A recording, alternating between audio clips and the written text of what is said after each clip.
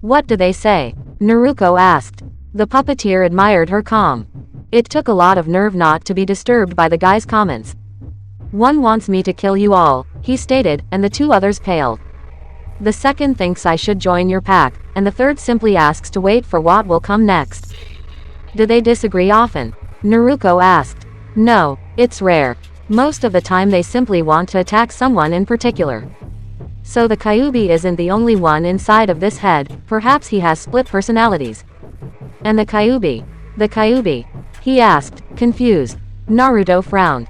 You know, the demon inside of you. Ah, yes, he said. It wants to kill you.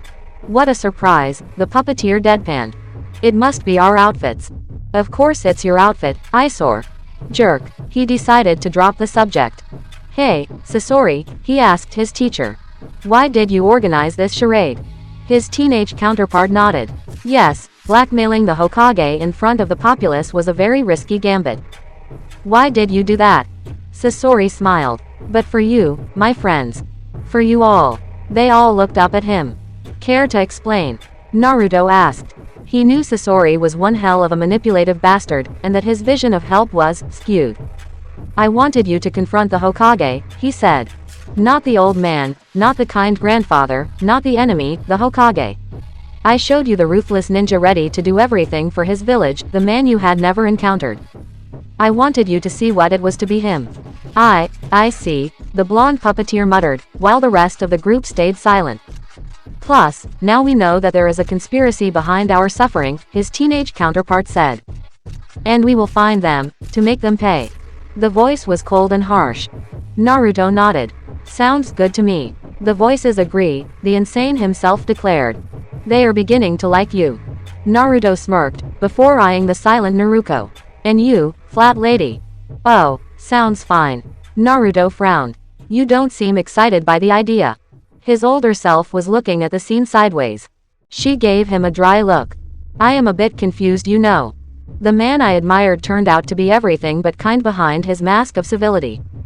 Naruto understood her. He had been through the same thing before. I see. You need time to deal with it, his older counterpart said. If you need to talk about it. She smiled. Thanks, sensei. I'm fine. I'm glad to hear that, he said as he opened the door. Naruto followed him and Sasori as they entered the hotel. Hey, Kabuto, where are you? Here, the medic said, as he took a step from the shadows, holding a lot of scrolls in his arms. I have your supplies. Naruto immediately took his own, followed by the rest of the group. The blonde puppeteer immediately rejoiced at having Jiraiya with him again. He did have the two others, but he was the one he liked the most. Also, I have met someone that will interest you, Sasori, the medic said. Who? An associate of your other self, he turned his head to face the shadow. He's right there. Hello, my friends. A masked man announced as he appeared from nowhere. I am Tsukiyomi, and I have a proposition for Yo. Uchiha Madara.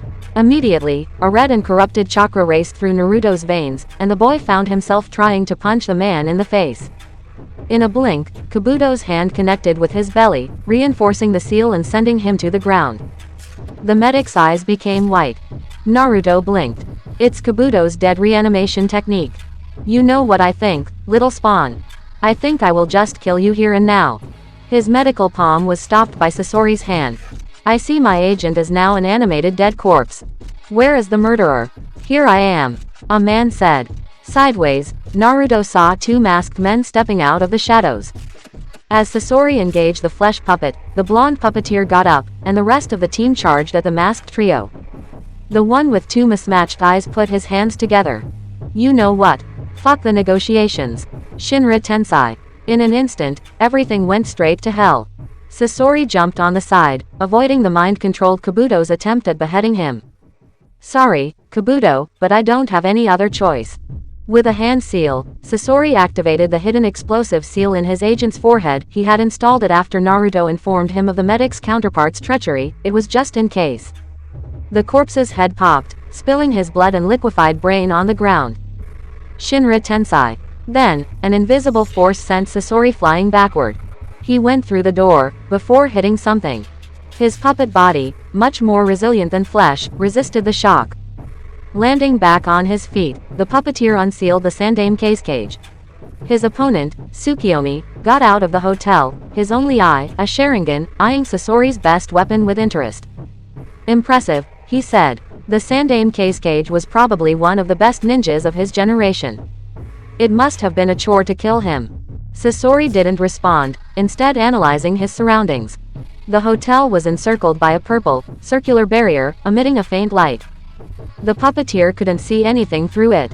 We don't have to try to kill each other, Tsukiyomi said. Our allies have panicked, but surely we can resolve the situation peacefully like civilized people, no. The Sandame cage immediately opened his mouth, and breathed iron sand. I will take that as a no. The masked man sighed, before putting his hands together. I wanted to avoid unnecessary bloodshed, but if you want a fight, you will have it. Blaze release. He put two of his fingers together, with both his hands, and pointed them at Sasori. Black fire formed from them, projected at the puppeteer. A shield of metal saved the spymaster from death by burning, but then began to melt. Reacting quickly, Sasori transformed some of the sand into pikes and sent them flying at the masked man. He stopped his technique, before disappearing. Unfortunately, the black fire continued to melt his sand. Sasori separated the liquid part from the solid, before avoiding a kunai from below him. Tsukiyomi erupted from the ground, trying to punch the puppeteer, who jumped backward. Spikes of iron impaled the man, before flying through him and hitting the barrier. Sasori had seen many things in his lifetime, and fought many powerful adversaries. He had defeated the Sandame cage, he had survived a world war, he had brought down a country, and he would crush this opponent too. There were 3 secrets to win a battle: being able to adapt to any situation, knowing your adversary's tricks, and being ready to go at any length to beat him. Sasori knew how to exploit any situation, and he could fight very dirty if he wanted to. He only needed to discover how this guy's powers worked. As a rain of iron blades fell on Tsukiyomi, Sasori closely observed his movements. He didn't move, not even bothering to avoid the attack. The weapon went through him, as if he were an illusion, which he wasn't. One of the advantages of Sasori's puppet body was its total invulnerability to genjutsu. He can make his body intangible. But since he doesn't disappear within the earth, then it means that at least a part of his feet is solid. But the iron sand has been drenched in poison too. He must have been touched, perhaps he is immune to it. Moving the melting metal, Sasori spilled it on the masked man. He still didn't move, but this time his only visible eye transformed into a vortex, which absorbed the deadly liquid and made it disappear into nothingness. Cursing, Sasori opted for a different strategy, resealing the Sandame cage and its sand before they were consumed too. Since his puppets could be devoured, that projectiles were useless, and that his poison didn't seem to have any effect, he would have to outlast his opponent, since his techniques probably needed a lot of chakra. With a shunshin, he was suddenly at the top of the hotel. Opening one of his palms, he tried to decapitate the masked man with a high-pressure water shot. Tsukiyomi teleported to his left, a kunai in hand. Sasori's blade wings tore his robes apart, and almost shredded the masked man's arm. Unfortunately, he simply jumped backward, eyeing Sasori carefully. I should have known, that's how you look so young. He chuckled. So the artist has become his own masterpiece. How fitting. Sasori's response was the use of his flamethrower. Shinra Tensai. As an invisible force sent him crashing into a wall, Naruto straight upwards, he watched helplessly as his mentally ill counterpart was impaled through the belly by a kusanagi blade.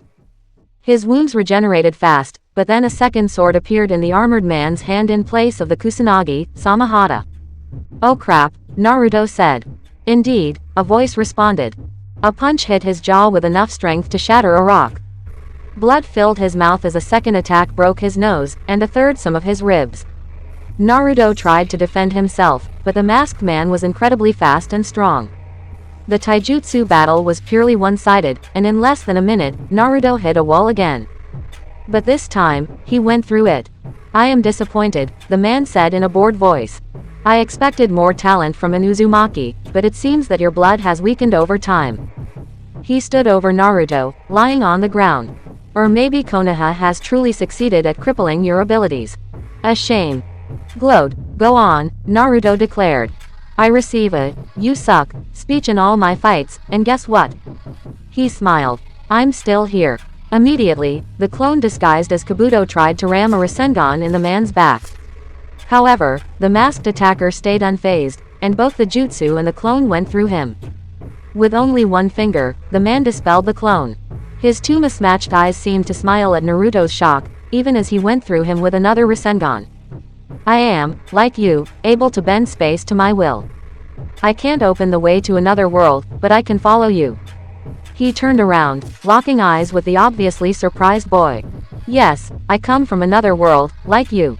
My teammates are alternate versions of me, like your little gang of copies. Naruto paled.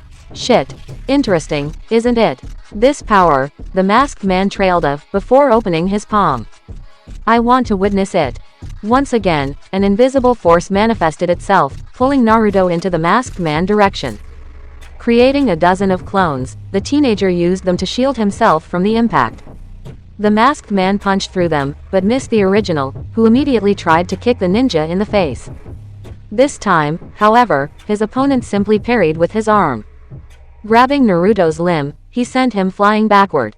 Landing on his feet, the vessel took the kusanagi in his hands and made it grow.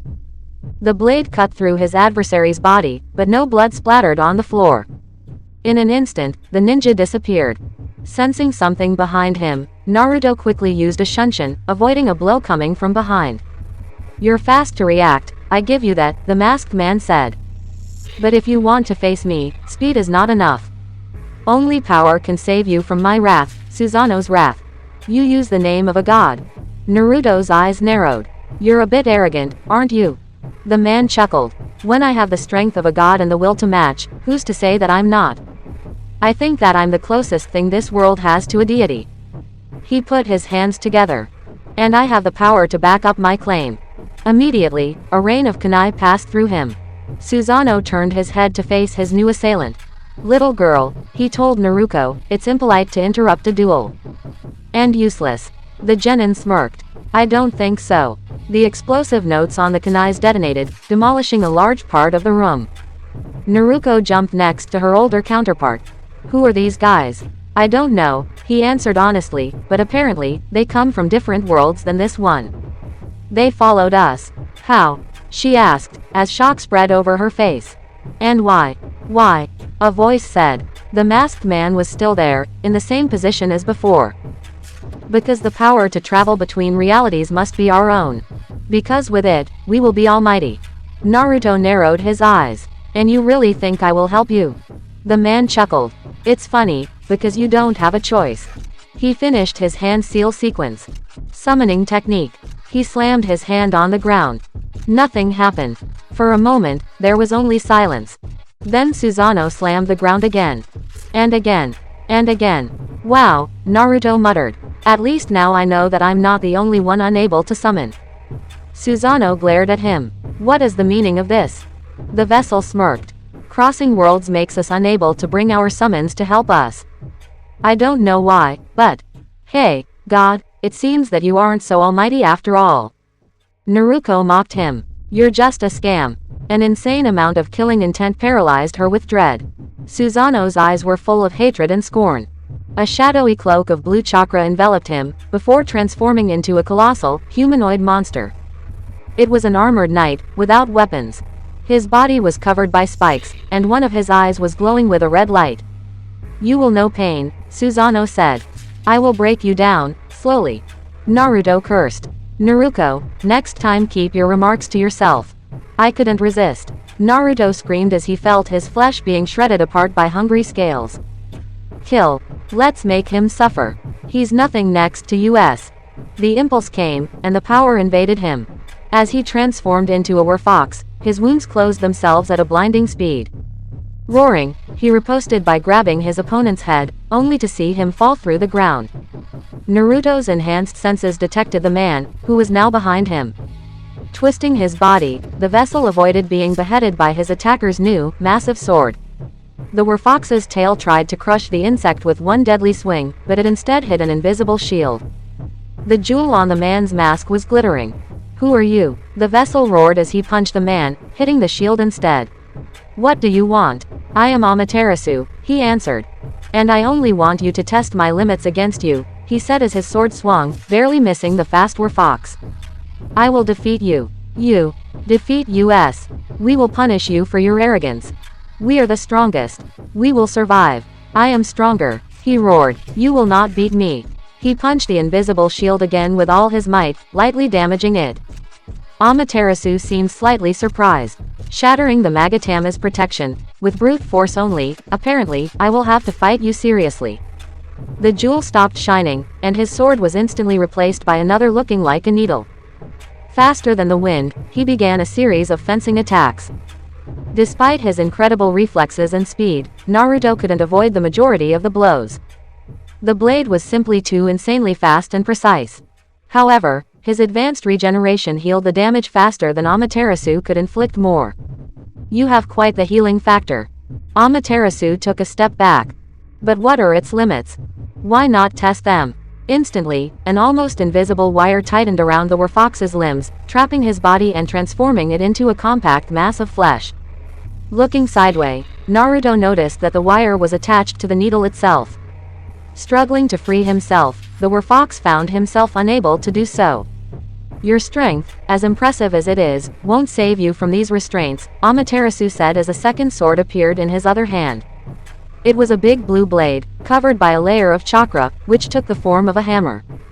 And I don't think any healing factor will suffice to save you from a blow coming from this thing. He raised his sword. But then he teleported away, just as a little missile almost hit him. The restraints on Naruto vanished as the projectile pulverized a large part of a wall. Getting up, Naruto noticed his green counterpart, standing behind him. A monstrous, mechanical red toad was waiting with his mouth open at his left, connected to the boy's fingers by strings of chakra. The two twins locked eyes. Why not try working together? He is strong, but if we gang up on him. I agree. The enemy of my enemy is my friend. We don't need him. We should kill him too. I will compromise. We kill the masked worm first, then we tear apart that green eyesore next. Okay, the werfox said. What do you suggest? Engage him in close combat. I will be your long-range cover. I don't think so, a voice said, coming from the mechanical toad. I have just decided to simply beat the two of you at the same time. The red machine immediately exploded, and Amaterasu emerged from the remains. Reacting faster than his counterpart, the werfox charged at the masked man, ready to eviscerate him. He simply passed through the ground. Gee, Jiraiya, the green eyesore muttered, completely pale. The werfox ignored him, more focused on detecting his hidden opponent. Then, he sensed something touching the area below his tail. Uchiha Secret Jutsu. 1000 Years of Pain. The voices in his head cringed. It's going to suck. Hard. Indeed. As his counterpart was sent flying by an explosion, going through the ceiling in the process, Naruto's sadness at the destruction of Jiraiya turned into insane hatred. You. He yelled as he unsealed Tsunade. I'm going to kill you. I would like to see you try, the masked man responded calmly as he gazed at the monstrous, mechanical white slug. Two identical blades materialized in his hands. Show me what you can do. With his chakra strings, Naruto activated Tsunade's needle launcher. The man advanced slowly, parrying the attacks with his twin swords. They shined with lightning chakra, and then an electric arc connected them to Tsunade. Its ocular tentacles channeled the energy, before dissipating it within the earth. Strange, Amaterasu said. I was targeting the puppeteer, not its toy. Naruto smirked. Tsunade was the perfect counter to ninjutsu. Its tentacles could attract the chakra of attacks and then redirect it where its master wanted. If only his opponent would approach more. It doesn't matter, the masked ninja declared, as his blades vanished. He was now carrying another weapon, a big sword covered with explosive tags. I have the means to adapt myself.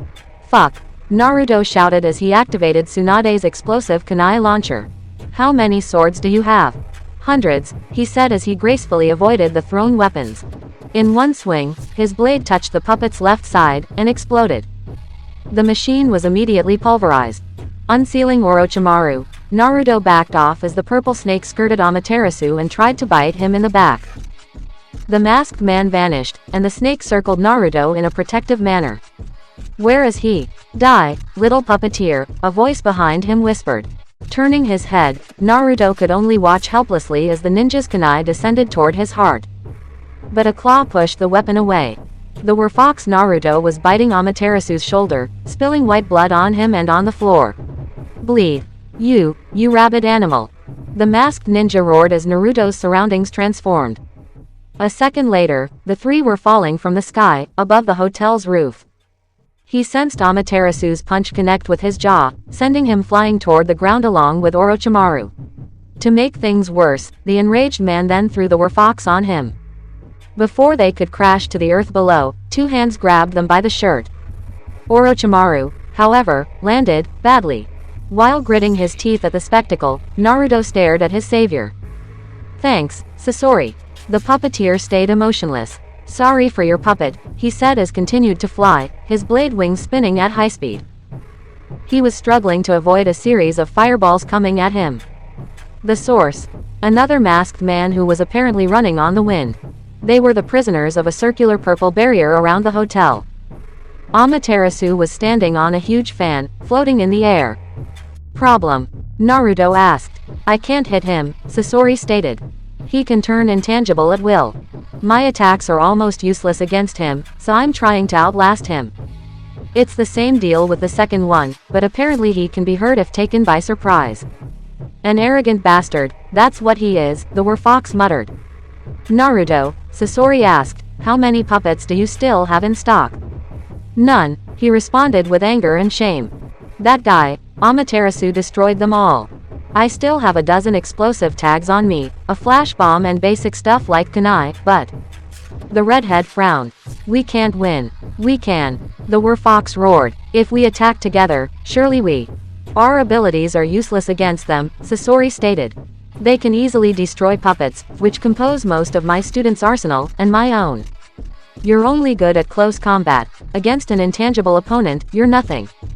I suppose that your female and older counterparts are also struggling with the third member of this trio. We don't know how their abilities work and we are trapped with them. I tried to break the barrier, but nothing worked. We need to reunite and leave this world. I don't know who they are, but... Suddenly, the whole hotel's facade crumbled, as a monstrous, armored blue arm punched through it. Avoiding the projected debris, Sasori soon found himself in front of Tsukiyomi, who punched him in the head. The puppeteer dropped Naruto and his werfox counterpart in the air. Fortunately, the beast caught him with his tail before grabbing a part of the hotel still standing. Amaterasu was flying at them on his fan. Naruto cursed. It's officially the worst day in my short life.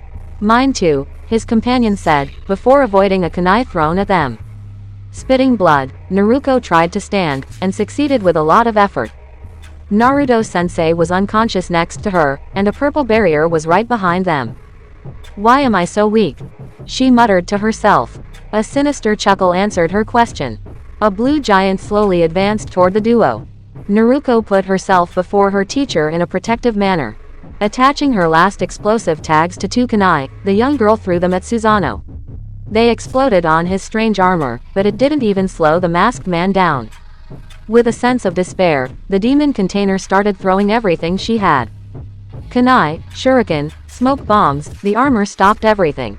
Susanoo continued his advance. In an insane show of courage, Naruto picked up a kunai lying on the ground and charged at the masked man, who didn't stop moving.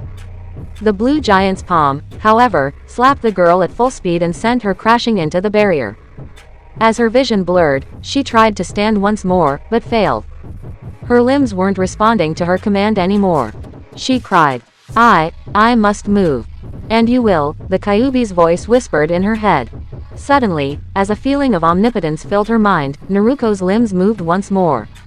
A cloak of red chakra covered her body, and one long tail formed on her back. Go on. Charging at a blinding speed, the Jinchuriki punched the blue giant's belly, right before Susanoo's face. The immense armor stopped advancing, and the masked man eyed her with scorn. Congratulations, I'm pissed now. The azure creature tried to squash her like a bug, but she avoided the attack and ran behind the armor, clawing his back, without much effect. Susanoo stopped walking, before swirling. The blue monster followed his movements, and his balancing hands almost hit Naruto, who jumped.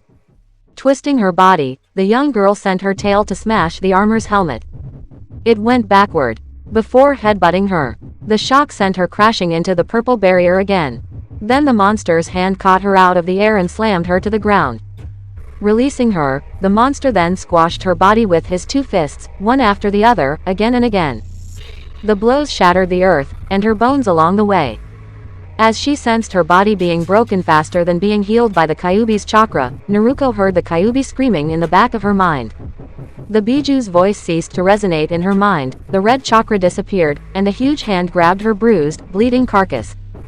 The Kyuubi won't help you, her opponent declared. A brutal enough beating, and it backs down to its fox house. It will be stunned for hours, if not days. He locked eyes with Naruto. You do realize you're a dead child, of course.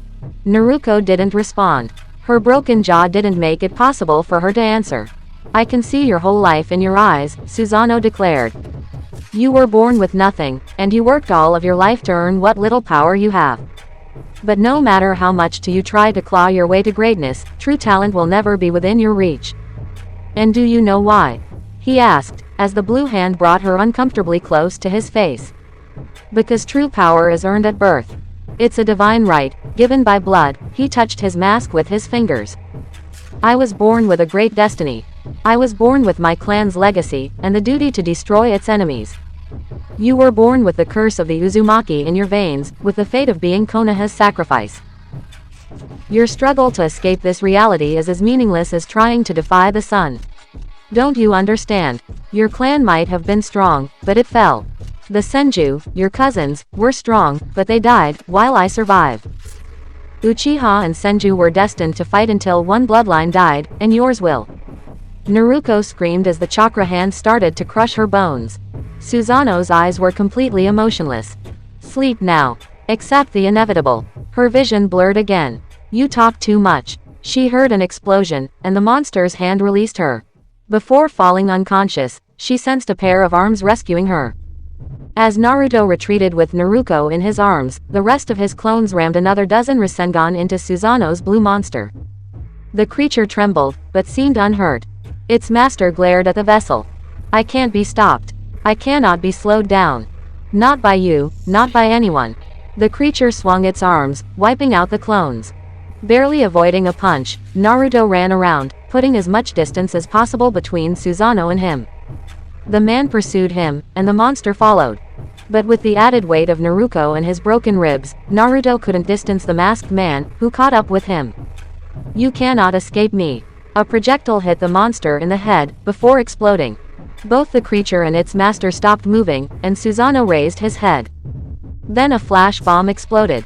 Arg! Susanoo roared as he shielded his eyes with his hand, damaged by the light. Yeah, a blonde puppeteer shouted as he landed on the ground, his fox mount very much wounded and bleeding. I knew it. Basic stuff is the best. Naruto-san, a Sasori without his blade wings said as he jumped beside them, avoiding a fireball. Perhaps it is time to leave this world. Naruto nodded. For where? Anywhere but here. His puppeteer counterpart yelled as Susanoo's teammates flew toward them. Naruto closed his eyes and concentrated. In a flash of light, the five of them vanished. No. Tsukiyomi roared as his praise disappeared. No, no, no. He landed on the ground, his armored counterpart behind him. It can't be possible. This hellion, Susanoo muttered as his eyes flared with fury. I will skin him alive. The deceiver glared at his twin. Why did you attack? We could have made them our allies. The little boy attacked you first. Susanoo replied. It was self-defense. And when the puppeteer realized I was controlling Kabuto's corpse, I thought they wouldn't listen to your propositions anymore. He was just a tool for the puppeteer, and betrayed him in his homeworld. I could have invented a story to explain his actions. Well, I have learned from my failure at trying to manipulate Nagato that subtlety doesn't always pay off. He said, sometimes, myself, we must take actions instead of hiding. Why offer a partnership when we can simply force him to obey us? Please, you two, calm down, Amaterasu interrupted the argument. Each minute spent bickering is one they use to distance us. Our travel already takes more time than their own, since we have to manually navigate through the way the traveler creates between worlds. We need to hurry if we want to keep our advantage. Tsukiyomi calmed down, and Susanoo too. The third member of the trio was right. Yes, we mustn't attack each other. We don't have anything to gain by doing so. You're right, the man with the Rinnegan said. But I want you to know that I'm not your subordinate, but your associate. As long as that is clear between us, I have no problem with working alongside you. Tsukiyomi locked eyes with his other self. I guess we're going to be friends after all. On a sea covered by mist, a bruised group of ninjas were walking. They had been defeated, they had fled, and one was between life and death, in the arms of a world wanderer. They had walked on the water for hours, and now an island was in view. Do you know which isle it is? A blonde puppeteer asked his teacher. No, he answered. I do, a teenager said. Where are we then? A boy with 3 voices inside of his head asked. His older twin looked at an unfinished bridge on the horizon. It's the land of waves. Once upon a time, Tsunami had seen the land of waves as a peaceful island, a little paradise near the land of fire. She had walked in streets with healthy and happy people, and seen life in this village. But instead of a heaven, this land of waves was now a hell. Its citizens were miserable, crime was rampant and the streets were dirty. It was an all-around foxhole, the playground of Gato's goons. Poverty was everywhere, people were despaired, and the economy was crumbling. As long as the bridge wasn't finished, things would stay like that. Her father had left for Konoha, in hope of receiving the village's help, but she didn't know if they would accept. Walking through the streets, she stopped when she noticed a strange group talking to the village's innkeeper in front of his public house. Tsunami never saw them around, and they were, well, bruised, like they had been on the bad end of a thrashing. They were 4 seemed to be of the same family, in fact, and very young. 3 were simply children, the 2 others were teenagers. The only girl of the group was in the worst shape of all, and sleeping in the blonde teenager's arms. From the corner of the street, Tsunami could hear their conversation with the doctor, since there was much shouting involved. Why not? The teenager yelled, his blue eyes flaring with fury. I can't. The doctor said. Gato's men are already living here, and I'm more or less forbidden to help anyone who doesn't work for him. We understand, the redhead said emotionlessly. But you do realize that the girl in my friend's arms is in a critical state, don't you? The man looked at her, and the redhead continued talking. We have a lot of money, we can pay you a lot, enough to leave this island and buy a house in another land. Lot of money. A voice interrupted them. 3 men opened the inn's house, before closing it. Tsunami recognized some of Gato's thugs. One of them smirked and showed the group his sword. I don't know you, kids, but since you're here, you must pay some tolls, to finance law enforcement, you see. The youngsters stayed silent a moment. Shinha-san, the blonde teenager asked the redhead. Can you keep Akane for a second, so I can give these people their due? The other took the younger in his arms. Make it quick. Of course. The thug smiled. I see da. A punch in the face sent him fly through the door. Through. His 2 companions' jaw dropped, and Tsunami watched mesmerized as 2 swirling spheres appeared in the teenager's palms, who rammed them in the belly of the 2 goons, who quickly followed their ally. The innkeeper stared at the blonde in shock, who stayed emotionless. How many goons are currently in your establishment? About 30. The blonde frowned. I will be back in a minute, he said before entering the inn. Yes. The boy in green shouted as he followed. Bar brawl. Too much, that's too much, the other boy muttered, holding his head as he entered the inn too. No, I must. The redhead sighed, and eyed the innkeeper. Mister, if I can give you some advice, close you eyes. What do? A window shattered, as a man went through it. Tsunami gaped as she heard screams coming from the inside, and her blood froze when a deep voice began a chilling song. And it's so easy when you're crazy. This is the life, you see. The Kyuubi tips his hat to me. I do it all because I'm crazy. And I do it all for free. Your tears are all the pay I'll ever need. 5 thugs got out of the inn, pushing the proprietor out of the way. Run the fuck away. They yelled, as the boy in green exited the establishment, a lot of knives in his hands. Target practice. He shouted as he threw his weapons at the fleeing men, hitting 4 of them in the legs, while the 5th managed to escape. The boy seemed disappointed. Damn, get back here. I'm just trying to cripple you. The teenager, Shinha, locked eyes with the petrified innkeeper. We're all tired, bruised, and our friend is between life and death, so you must understand that we are rather jumpy. And not particularly patient. Now that Gato's men won't bother you anymore, I assume there is a few rooms left for us, am I wrong? The man got the hint. Oh okay, we're all friends here. The child in green smiled. Thank you for your help, mister. As the redhead entered the inn, followed by the man and the child, Tsunami thought about her next course of action. These persons were strong, very much skilled, and unaffiliated with Gato. She didn't know what they wanted, but perhaps she had something that would interest them. Even if they didn't look at all like heroes, they might be the saviors the land of waves was waiting for. Naruto sat on a chair, next to the bed on which Naruto was sleeping. His puppeteer self was treating her wounds with his medical skills, learned from Kabuto. His mentally unstable counterpart, his torn orange jumpsuit covered in blood, was looking through the room's intact pane, watching for any sign of potential enemies.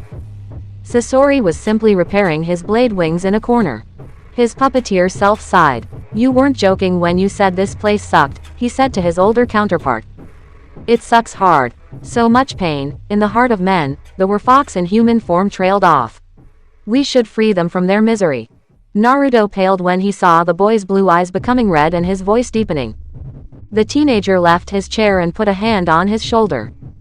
We will, by striking down the people responsible for this, but not by murdering them all.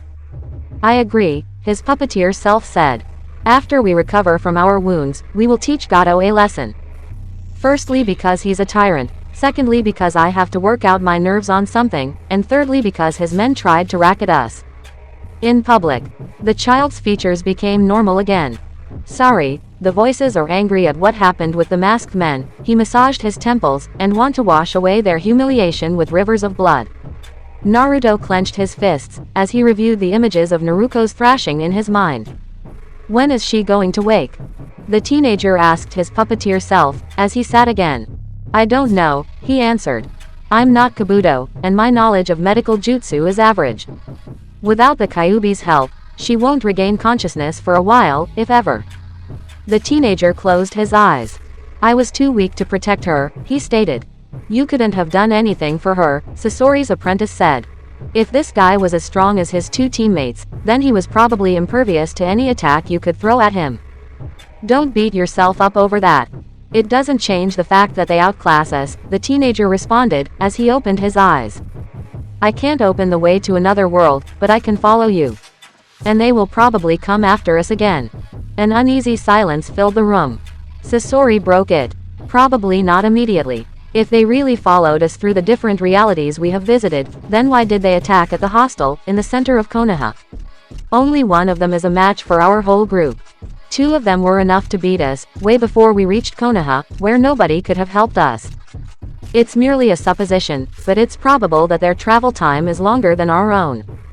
They don't have the Kyuubi's chakra to help them, so they must have arrived much later than we did. This way of thinking would explain why they didn't attack sooner, his apprentice said. But even if we have some time, we are still outmatched. I mean, I have lost all my puppets, Kabuto is dead, Naruto is in a coma, your body is damaged, I still can't contact the Kyuubi, we are all tired, bruised, and our stock of basic stuff like kunai and explosive tags is low. He sighed. If we're attacked by these guys now, we won't last more than 5 minutes. It pains me to say so, but you're right, Sasori declared. But we're on an island so small that it doesn't figure on most maps, and we arrived here by accident. It will take them days to find our exact location. We have to heal our wounds and prepare for another attack in the near future. Fortunately, there is plenty of wood around to repair myself, and I have some ideas on new puppets to use against this trio. Naruto narrowed his eyes. Does anyone have an idea on who they are exactly, or how their powers work? I know they have the Sharingan, but I don't know what that Susanoo's second eye is. In fact, when the Kyuubi took over my body, his puppeteer self muttered, it roared the real name of Uchiha Madara. The fallen lord of the Uchiha. Sasori frowned. It would explain some of their abilities. The man had obtained a rare and unique version of the Sharingan, through terrible deeds. Some of the powers this trio has displayed must come from it. The second eye, however, is completely new to me, a fact that disturbs me greatly. It might be a whole new bloodline. It's obvious we need to improve if we want to fight them, Naruto stated. He remembered the Kyuubi's words about Madara, who had fought evenly against the strongest Kage in existence. The man and his counterparts were way out of Naruto's league for the time. Sasori nodded, before eyeing his apprentice. After I repair myself and you recreate your own puppets, we will continue your lessons. You need to know how to use heavily armored machines as soon as possible. He locked eyes with Naruto. I have something that might help you develop your skills. The teenager raised his eyebrows, interested. What is it? I collected, interesting, scrolls while I was traveling around the world. A few of them contain techniques which you can learn. And me? His insane self asked. I will be your tutor, Naruto answered. Being the only one there with some basic experiences at how using the Kyuubi's chakra, he was the best suited for the job. The werfox in human form nodded approvingly. The voices agree. You're strong, and they respect strength. You know, it's quite creepy, Naruto's puppeteer self muttered. But I'm so tired I won't bother to remark on it. You've been called creepy too, once upon a time, Sasori pointed out. Yes, that's why I'm refraining myself from saying it out loud. He declared. You guys are the closest thing I have to a family, so I don't want to hurt you. I have heard things far worse than creepy, the human werfox responded. Plus it's the truth, I am a monster. Never say that. Naruto's puppeteer self glared at him. You're not a monster, and you will never be. You're a person, not a beast. I have listened to enough stupid people in Konoha, so I'm not going to let their words affect you either. The boy stayed silent. Thank you. It's a pleasure. Yes, the world traveler thought. We have all suffered the same treatment, even I. He still remembered clearly the many times he had been ignored and insulted by people from his village. Never again, he promised. I won't let anyone go through this ordeal alone ever again. The insane Naruto frowned. A woman has entered the hostel. Everyone stared at him. How does she look? Naruto asked. She will knock on the door of our room soon, the boy said. She's unarmed, weak and fragile, and we are hungry. His eyes became red again. A look from his teenage self made him return to a normal state. Sorry. It's nothing, Naruto said as someone did knock at the door. Naruto went to open it, and found himself face to face with a figure of his past. While it had been 3 years since he had seen Tsunami for the last time, she was still the same woman he had known, appearance-wise. She had the same long dark hair, the same black eyes, and the same outfit. She seemed slightly tense. Naruto smiled. Hello, miss, he trailed off. Tsunami. Sideways, he saw his puppeteer self frowning slightly, before correcting his expression. He had already narrated to the group his adventures in the Land of Waves, and of Inari's mother. Kazama Arashi, he said, using his previous alias. What can I do for you? He asked, even if he had a vague idea of what she wanted. Well, I saw you fight Gato's thugs, Tsunami stated, briefly paling when she noticed his insane self's bloodstained clothes, and I was wondering if you were ninjas. The strange orbs you used were jutsu, weren't they? Naruto nodded approvingly. We are indeed ninjas, Miss Tsunami, and not on Gato's payroll. I assume you aren't yourself too. No, she said. In fact, my family is opposed to him. May I come in? Of course, Naruto moved out of the way. Take a chair. Thank you, Tsunami said as she sat next to Naruto's bed. What happened to her? The world traveler frowned. We fought against another ninja team. One of them gave her a sound beating. I see. Excuse me for asking. Don't worry about it, he said. Who are you exactly, and what do you want? Well, she started, I am the daughter of a man named Tazuna. The bridge builder. Sasori asked. I see. You want us to protect him from the assassins Gato will send after him, since the project makes his shipping monopoly useless. Yes, she said. My father has gone to the mainland to recruit ninjas from Konoha, but since their prices are generally high, he will probably have to trick them, or end up with a team probably not strong enough to fight the missing nins working for Gato. I will pay you all I have. She closed her eyes, even myself, if I have to. You won't need to pay us, since your father's protection won't matter in the end, Sasori said. You realize it's only a temporary solution, don't you? If the bridge is still in place and Gato alive, then he will make it explode or something. At best he will try to find another country to oppress, and at worst everything you have done will be crushed. Perhaps, but Gato is one of the most powerful men in the world. He can't be killed so easily. I disagree, Naruto's puppeteer self cut in. He is one of the most powerful civilians in the world, but in terms of international politics, he's nothing. Nobody interrupts his operations because they don't affect any of the ninja villages, and because they have things more important to do than killing such a small fish. We can kill him, if you want. Really? She asked, amazed. Yes, and for free, Naruto said. Host us for the time of our stay on this island, and we will kill Gato for you. Tsunami's expression was a mix of disbelief and hope. The woman looked as if she wanted to believe their words, while at the same time years of despair had made her distrusting of them. Why? She asked. Why? He repeated. Gato is a tyrant, and your island is decaying. It's a sufficiently important reason to topple him. Yep, his puppeteer self agreed. That, and I doubt he will leave us alone after we massacred dozens of his men, Sasori added, cynical as ever. As long as I get to kill someone, I'm okay with it.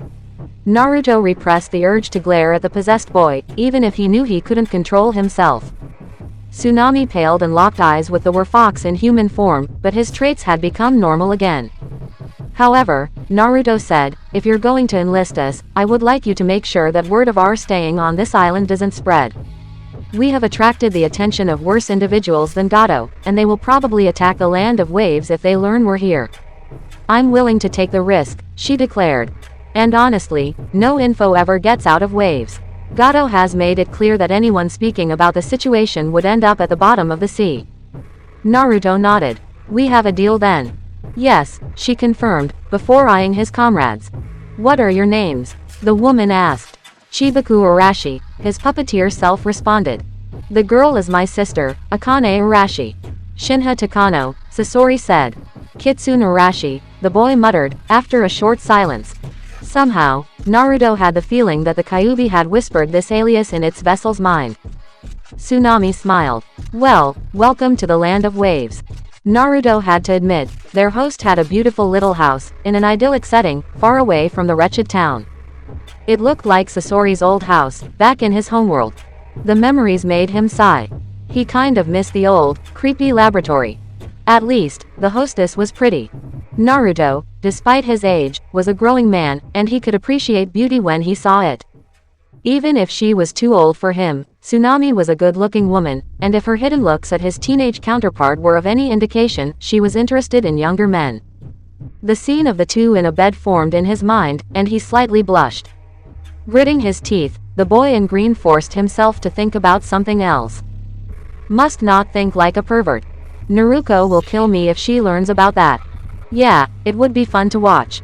Naruto stopped walking a few seconds, before continuing to advance towards Tsunami's house. Kyuubi, you're back. I missed you a lot. Well, I think I will miss your absence even more. Impudent child, the creature whispered.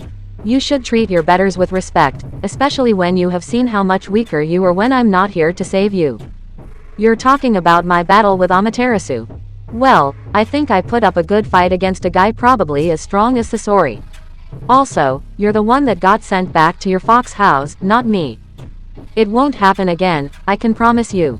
These men will pay for defying me, and you will be the instrument of my holy revenge. Okay, sounds good to me. You are actually accepting my help.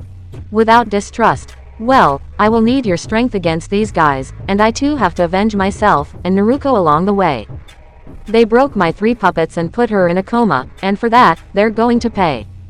The Kyuubi chuckled in his mind. You know what, you will make a fine demon someday. Somehow, your compliment fills me with shame. For now, monkey.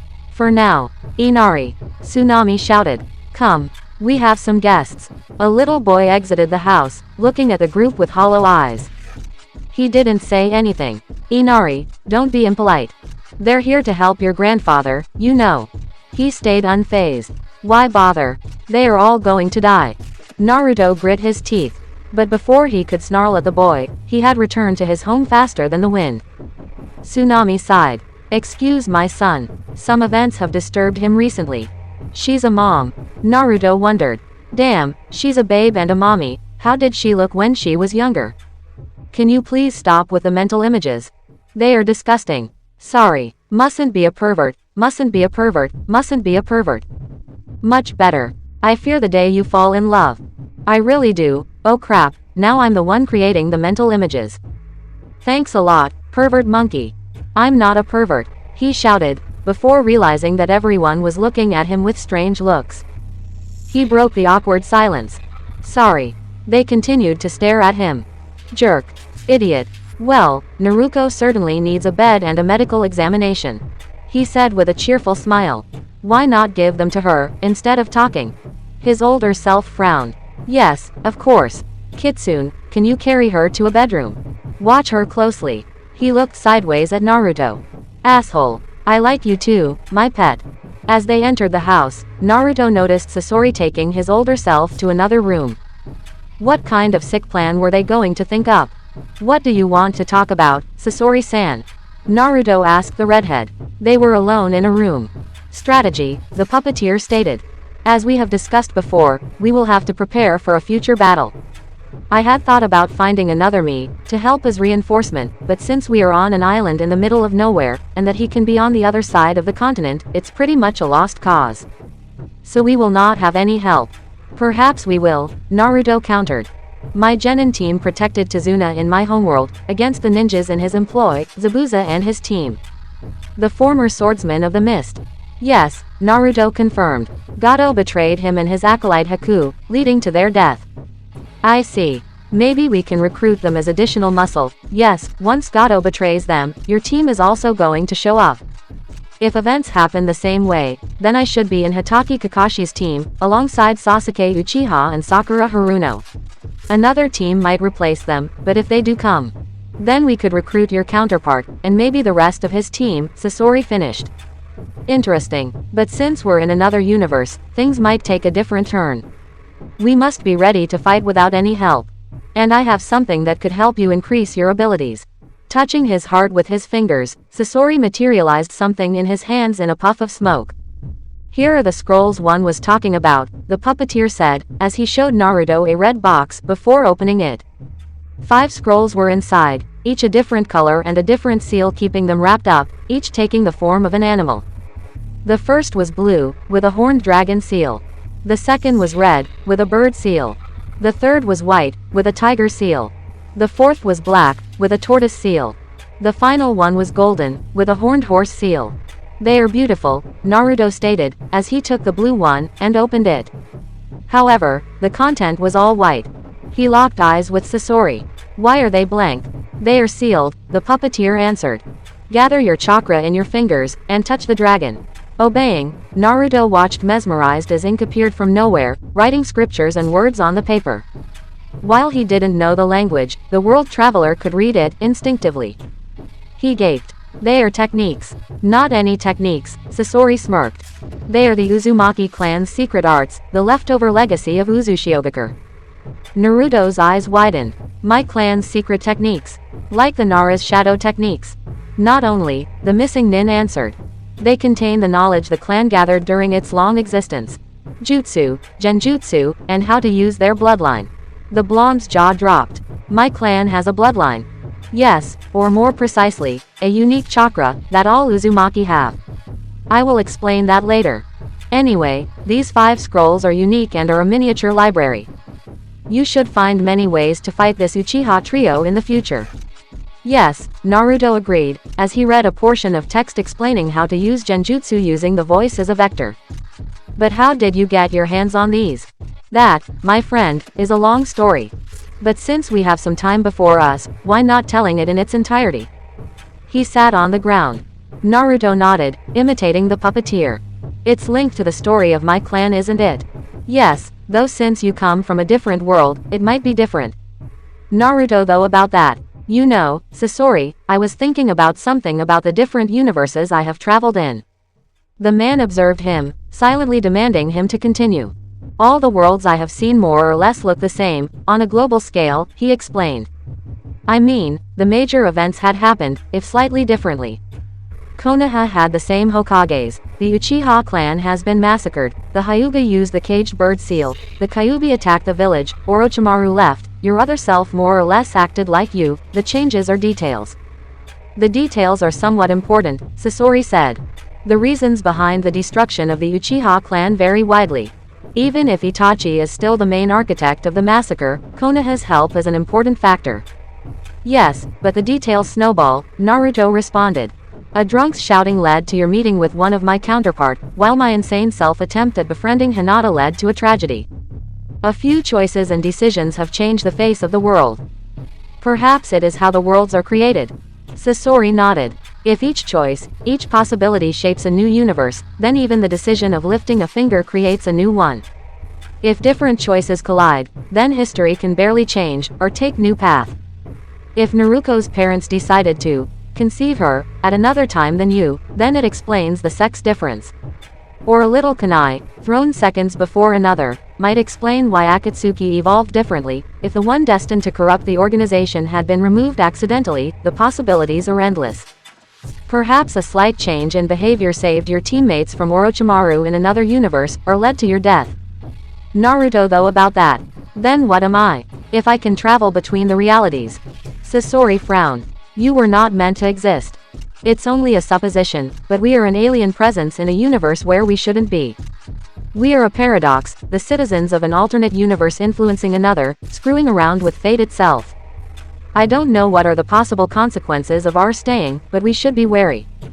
If there is some kind of force behind the creation of new universes, perhaps we will attract its attention, and I honestly don't know what will happen then. Naruto closed his eyes. Anyway, it's merely a supposition. Perhaps there isn't an endless number of universes, simply a finite number created by gods or forming accidentally, but it doesn't change the fact that many things do not differ from one world to another. So can you explain the history behind these scrolls? Events might have happened the same way in my homeworld, since I never heard anything about my clan, or about Uzushiogakure for the matter. Sasori nodded. It doesn't surprise me, since they have been eradicated to near extinction. The Uzumaki clan was a distant relative of the Senju, who founded Konoha alongside the Uchiha. After Konoha's construction, they created their own village, Uzushiogakure, on an island near the coast, today at the bottom of the sea. The Uzumaki clan was rather small, less than 300 members at their prime, but they were known for two things: their extensive knowledge of sealing techniques and their extremely potent chakra. The second gave them an important longevity and an incredible constitution, and the first allowed them to create the first Jinchuriki. Naruto's jaw dropped. What? The original demon vessel was Mito Uzumaki, the Shadaime's wife. She used her clan's techniques to trap the Kyuubi within herself after her husband's duel with Uchiha Madara, to prevent the use of the Biju by another traitor. After her husband's assassination, she refused to give up the knowledge of Jinchuriki creation, honoring the Shadaime's last wish, but fought for Konoha when the other ninja villages banded together against it, starting the First Shinobi World War. She stayed the only Jinchuriki alive, until the Second Shinobi World War. Sasori locked eyes with Naruto. You must understand that the Uzumaki had gone to great lengths to preserve their potent chakra. They practiced inbreeding, and the only marriages outside of the clan were with the Senju, who were distant relatives. While their chakra preserved them from most of the problems caused by inbreeding, like mental instability, it didn't help their fertility. The clan was small, and isolationist. So when Kiri attacked them at the beginning of the Second World War, they were grossly outnumbered. 1 to 20, in fact. Uzushiogakure was the land of fire's coastal defense, in exchange for material, Sasori explained. They were the perfect buffer to stop Kiri, so it attacked them with the intent of destroying that nuisance, permanently. A vast fleet invaded the village by surprise, while Suna attacked Konoha on the mainland. An organization now known as the Seven Swordsmen of the Mist was created at that time to exterminate the Uzumaki clan, and its potent chakra. They almost succeeded. Assassins hunted down the survivors, until the last members could be counted on the fingers of one hand. I suppose Mito was less than pleased, Naruto guessed. She was furious, Sasori confirmed the probable understatement of the century. She went berserk with the Kyuubi's power and destroyed the fleet, before sinking her island to prevent it from falling into Kiri's possession. Unfortunately, the invaders had stolen some parts of the village's knowledge on sealing, which spread to the whole ninja world, giving birth to modern sealing and to new types of Jinchuriki. The new seals were original creations, however, adapted from incomplete arrays. The new Jinchuriki were far more unstable than Mito. A few stray memories rushed through Naruto's mind, as he remembered his battle with Gaara during the Chunin exam. The Kyuubi's vessel had thought himself as the norm, while it seemed he was instead the exception to the rule. Despite everything, Sasori continued, Mito refused to reveal her knowledge. She instead taught her arts to a survivor saved by Konoha, your mother, Kushina Uzumaki, before transferring the Kyuubi to her. Kushina taught sealing to Minato, while the Sandaime, Jiraiya and Orochimaru reached their level by studying extensively the field and the theory behind it. However, modern sealing is simply the shadow of the Uzumaki's art. Naruto nodded. I assume these scrolls had been stolen during Kiri's attack. Yes, the puppeteer confirmed. But unlike the rest, they were useless. Only the chakra of an Uzumaki clansman can make the words appear on the paper, and only an Uzumaki clansman can read the language. Kiri kept their existence a secret, but I successfully stole them in the wake of the Mist Civil War. He posed the 5 scrolls on the floor. From what I know, each one contains unique techniques created by the village as a whole, like Konoha's Forbidden Scroll. The creatures on the seal represent the element the techniques are linked to. He pointed to them with his index finger. Fire, he said as he pointed to the red scroll with the bird seal. Wind, he pointed to the white scroll with the tiger seal. Lightning, he pointed to the blue scroll with the dragon seal. Earth, he pointed to the golden scroll with the horned horse seal. Water, he pointed to the black scroll with the tortoise seal. Also, they contain other unique styles of taijutsu, genjutsu, sealing. They are Uzumaki's most precious treasure, and your legacy. I intended to offer them to my disciple once he had finished his apprenticeship as a puppeteer, but with a group of cage-level enemies after us, I think it is the perfect time to use them. Since Kabuto's diagnostic had identified you as oriented toward wind, I think you should begin with the white scroll, but you should also look into the others, if some techniques suit your needs. Naruto nodded. Thanks, Sasori. It's a precious gift. Explain to me how to use the Kage Bunshin and the Rasengan, and we're even. The vessel smiled. Of course, he said as he took the scrolls and hid them under his cape. Can you elaborate on the part about my clan's bloodline? It's an exceptionally potent chakra, so potent it can be used in its natural form without hand seals or nature manipulation. You must know how normal chakra works, no? He asked rhetorically. It's the combination of physical and mental energy, he stated. Basically yes, Sasori agreed, but chakra is also a genetic trait, to a degree. Elemental affinities are transmitted through generations, and affect the body slowly. Shinobi reach physical maturity faster than civilian children, and then age slower. Look at the Sandaime Hokage. A civilian of the same age would look 15 years older, even with exercise and a life devoid of excess. Look at you. You're 15 and look like a young adult. Look at the Kunoichi of Konoha. A 30-year-old woman would seem to be in her 20s. I can continue with the examples, but I assume you have understood. Naruto nodded. It effectively explained many things. Well, the Uzumaki's chakra is so potent that the normal effects are much more exceptional, and make it possible to learn all elemental affinities. Also, it gives an instinctive knowledge of shape and chakra manipulation, the reason why Uzushiogakure was so efficient at creating powerful seals.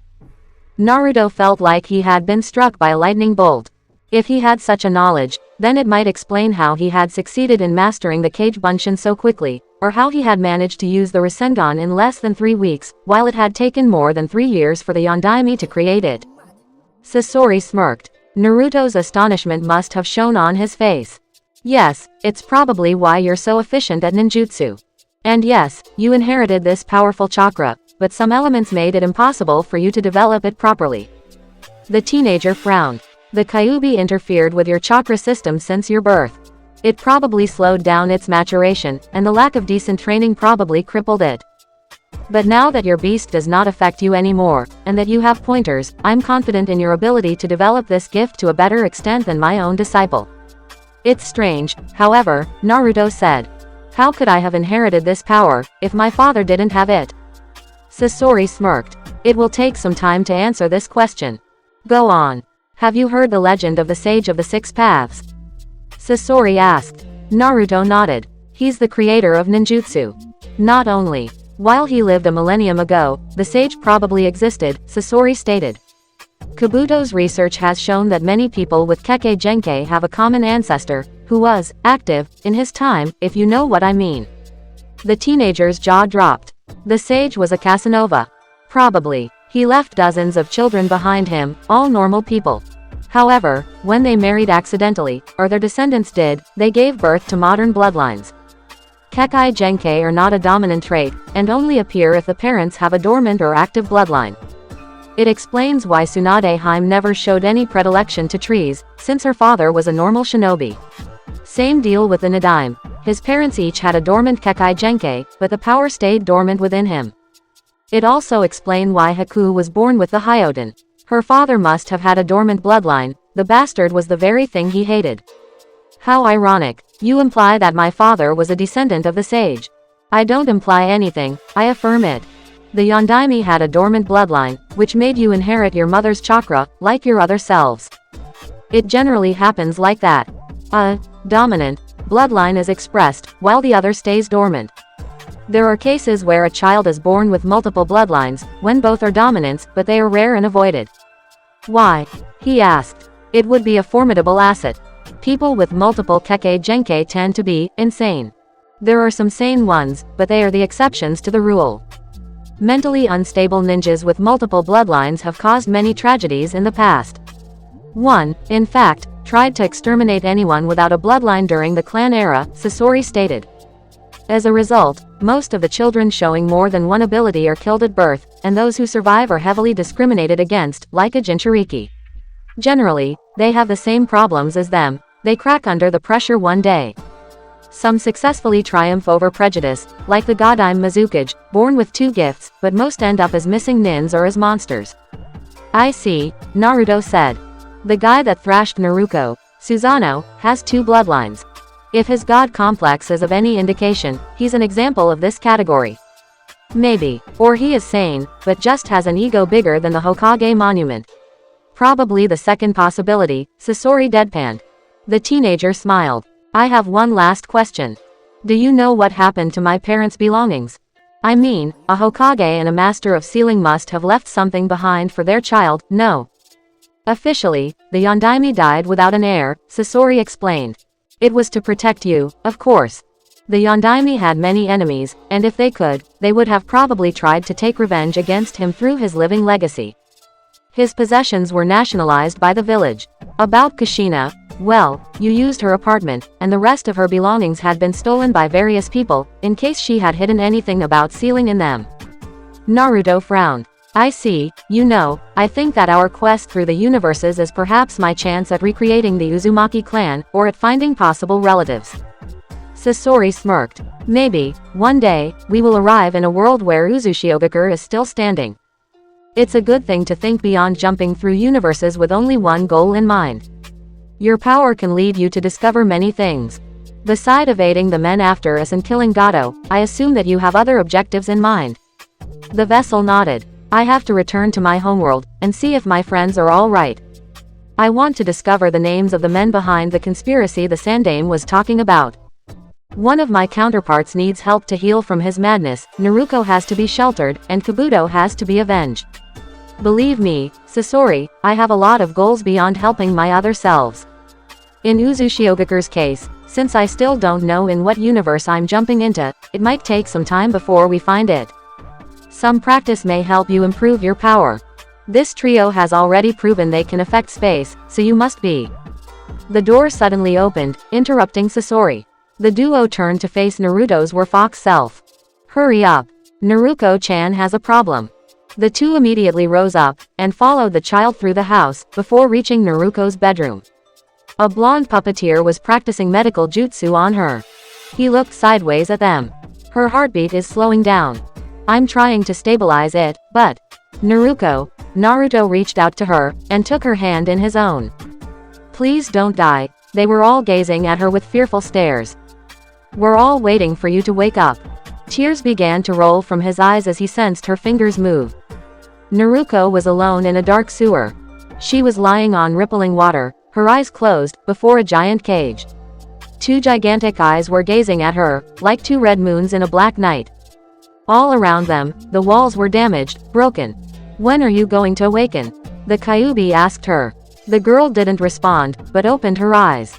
They are all waiting for you to return to consciousness, the Biju declared as images formed in the darkness. She saw her sensei watching over her, her insane self and Sasori beside him. Her puppeteer self was treating her with medical chakra, with obvious worry in his eyes. You can, if you have the will to do so. Her surroundings twisted, and the sewer transformed into a black, angry sea. She saw Susanoo rising from the dark water, laughing at her. You. Waking up. You weren't able to protect your twin from me, you weren't even able to protect yourself. The apparition narrowed his eyes. You're just a pathetic excuse of a warrior. Naruto stayed silent and closed her eyes. You are nothing. The masked man shouted. Do you hear me? Nothing. His voice began to gloat. You're a whelp, trying to fight against what is beyond your skills. You are an ant in a cruel world. Wallow in your misery and abandon hope. Stay asleep, in the eternal darkness, where you will always be lonely. Naruto. Stay alone in your dreams, forever. Please don't die. Sleep now, as your end cannot, and will never, be stopped. We're all waiting for you to awake. Opening her eyes, Naruto rose up, and stood over the water facing the illusion. I am not afraid of you. The man's mask cracked slightly, and his mismatched eyes became two red lights. You are. Don't you remember the pain and the despair? Don't you remember? I am your fear.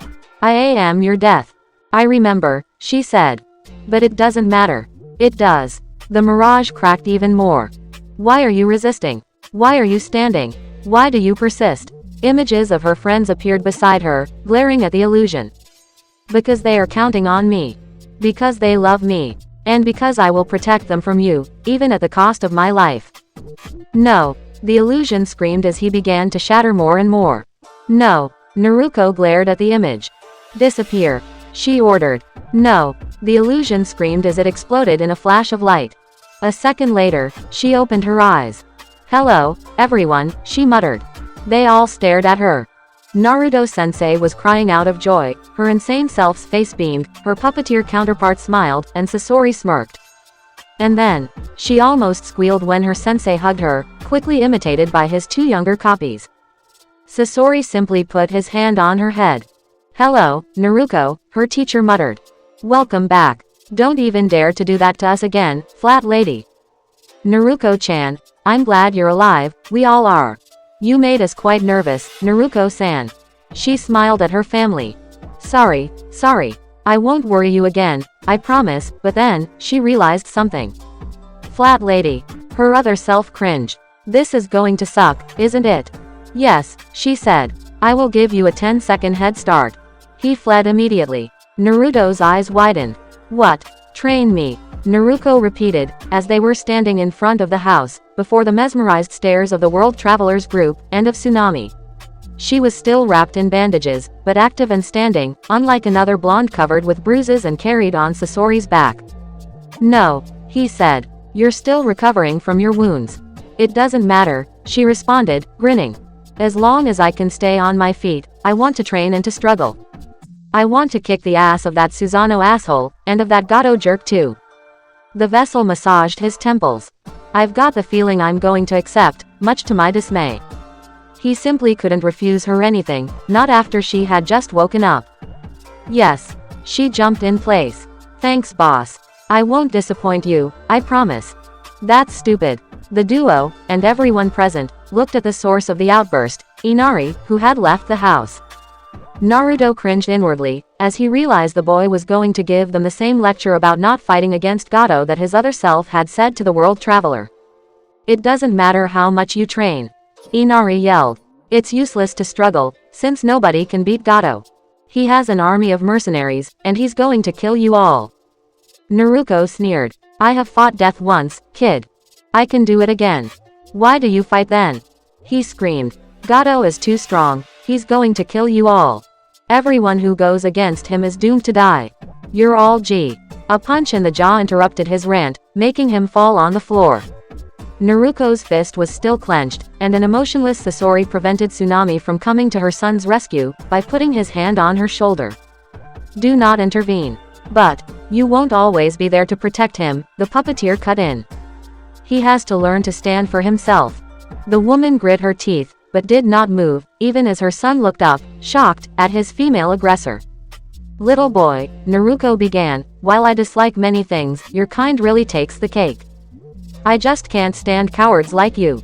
You dare to tell us not to fight, when we're trying to help your mother.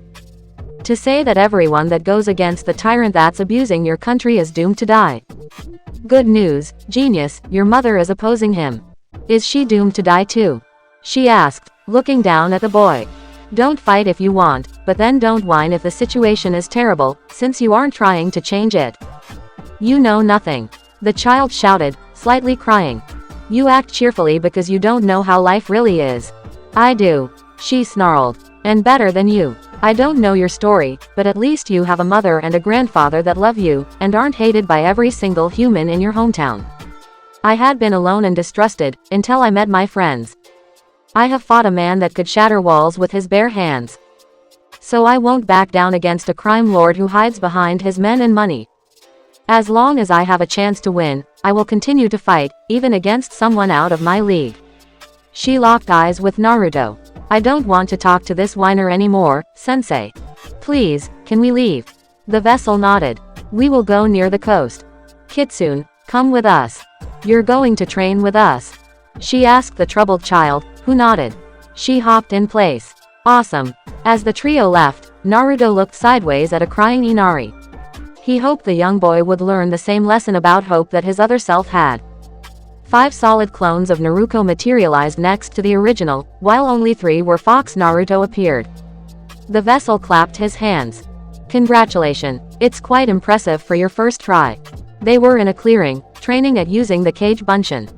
He had decided to teach them the jutsu, which would help them a lot once they began to read the scrolls. Thanks, Naruto-sensei. The 6 Naruto shouted together. Team Naruto is now at your service. Naruto smiled, and the memories of one of his clones appeared in his head. They had opened the Tiger Scroll, and had begun to practice some new techniques. Really, the cage bunshin training method truly was efficient. It is too hard, his insane self rasped, as his eyes became red. The clones twisted into red masses of flesh and fur, before vanishing in a puff of smoke. Too hard, to maintain control, he began to transform. Myself, please calm yourself, Naruto trailed off. Do not listen to the voices, you're stronger than them. He returned to normal. It's hard, he began to cry. It's too hard. Why can't they leave me alone? Why? He screamed, holding his head. Naruto walked next to him, before putting his hands on the boy's shoulders. It's in their nature to torment you, that's why, but you don't have to fear them. Yeah, Naruto said, as her clones vanished. You're the best. You can dominate them. He looked sideways at her. You're sure? Yeah, I mean, they are the ones squatting your mind. They are your tenants, not your masters. You're the guy in charge in your head. He trailed off. I see, yes, they are not stronger than me, but sometimes they are, and I can't stop my bloodlust. Naruto locked eyes with the younger boy. I promise you that anytime they try to take control, we will be here to prevent you from hurting an innocent. One day, you will be able to live without struggling all the time. And we will make sure it arrives. He looked up at him. You promise? I promise, he smiled. I promise too, Naruto affirmed. And I never break my word. He stayed silent a few seconds. Thanks, you're my dearest people. Naruto nodded. He would make sure this boy could grow up as a stable man, and not as a second Gaara. He frowned. He sensed some chakra nearby. A strange and thick mist arrived, and Naruto recognized the technique. Zabuza is nearby, he thought. Naruto, prepare yourselves. This is not a natural phenomenon. The 2 children straightened up. Is it an ambush? Naruto asked. Not for us, I think. The epicenter of the jutsu was located farther inland of the island. Precisely at the place where his team had met Zabuza for the first time. I think that Tsunami's father has returned, and is threatened by someone. That technique is used for assassinations, he stated. Follow me, and be ready to fight. We're going to rescue him. The 2 children obeyed, and the trio ran through the woods, reaching a small lake near the town. Hiding behind the trees, they observed carefully the scene unfolding before them. Kakashi and his team were protecting Tazuna, shielding him with their bodies. A gigantic blade was embedded in a tree, and Zabuza was standing on it. Below him, Kisame Hoshigake was smiling, swinging Samahata cheerfully. Oh crap. But the most disturbing thing wasn't the presence of an S-rank missing nin alongside Zabuza, but Team 7. Sasuke and Kakashi were the same as always, but Sakura was wearing orange robes, while Naruto was wearing a green outfit. The Kyuubi's chakra wasn't emanating from Naruto. He wasn't the Kyuubi's Jinchuriki in this universe. Sakura was. Traveler Original Naruto, Kazama Arashi. Female Naruto, Naruko Arashi. Puppeteer Naruto, Chibaku Arashi. Were Fox Naruto, Kitsune Arashi. Deceiver Original Madara, Tsukiyomi. Destroyer Rinnegan Madara, Susanoo. Warrior Collector Madara, Amaterasu. Chapter 7. Brutal Reunions. Kakashi Hatake wasn't a happy Junin. First of all, he had gotten the worst team ever. The last Uchiha, his sensei's son, and the Kyuubi's vessel. The first was acting like Kakashi himself at the same age, by being a total, self-centered asshole that needed to be handled with care. The second was a carbon copy of the Yondaime, in body and mind. He couldn't stop himself from seeing the boy as his old teacher, nor stop remembering the day of his death. Finally, there was Sakura Haruno, her class, dead last, clown, and most unsettling student ever. While Kakashi was aware that the Kyuubi wasn't controlling her, no matter what the village was saying, he still knew she was dangerous, but mainly, her constant creepy smile was beginning to annoy him. Secondly, Kakashi was in a very bad situation. Years of working as ninja had immediately made the Junin notice Tezuna's lies. Despite his official story, the bridge builder was obviously fearing an attack. And the awaited ambush finally came, in the form of two Chunin, the Demon Brothers, a duo of small fries he had quickly defeated. After requiring an explanation from Tezuna, who had explained them the situation in the Land of Waves, Kakashi had thought about coming back to Konoha to protect his students. However, the rest of Team 7 had decided to continue the mission. Sasuke, to prove his worth, Naruto, to help the citizens of Waves, and Sakura, because she didn't want to hinder her teammates. They had convinced him to finish the mission, and now he was regretting his decision. While the Demon Brothers were small fries, Zabuza Momochi and Kisame Hoshigake were two of the deadliest ninjas Kiri had ever produced. And, they were sweet and specialist, and near a lake. And Kakashi's backup was a team of 3 genin. Yeah, the situation was bad. Hello, Copycat Kakashi, the demon of the mist declared. Honored to meet you. Give us the bridge builder, and we will leave you and your brats alive, we have orders, you see. Kakashi scowled. 2 famous ninjas like you, working for someone like Gato. I would have never expected that from you. Let me guess, you're trying to gather funds for another coup. Of course, Kisame smirked. That, and it gives us the opportunity to fight powerful opponents like yourself. But we are open to diplomacy. Like we're going to let you touch Tezuna-san. Naruto snarled. Kisame chuckled. You know, little boy, it's impolite to interrupt a conversation between adults. They could take it badly. His hold on Samahata tightened.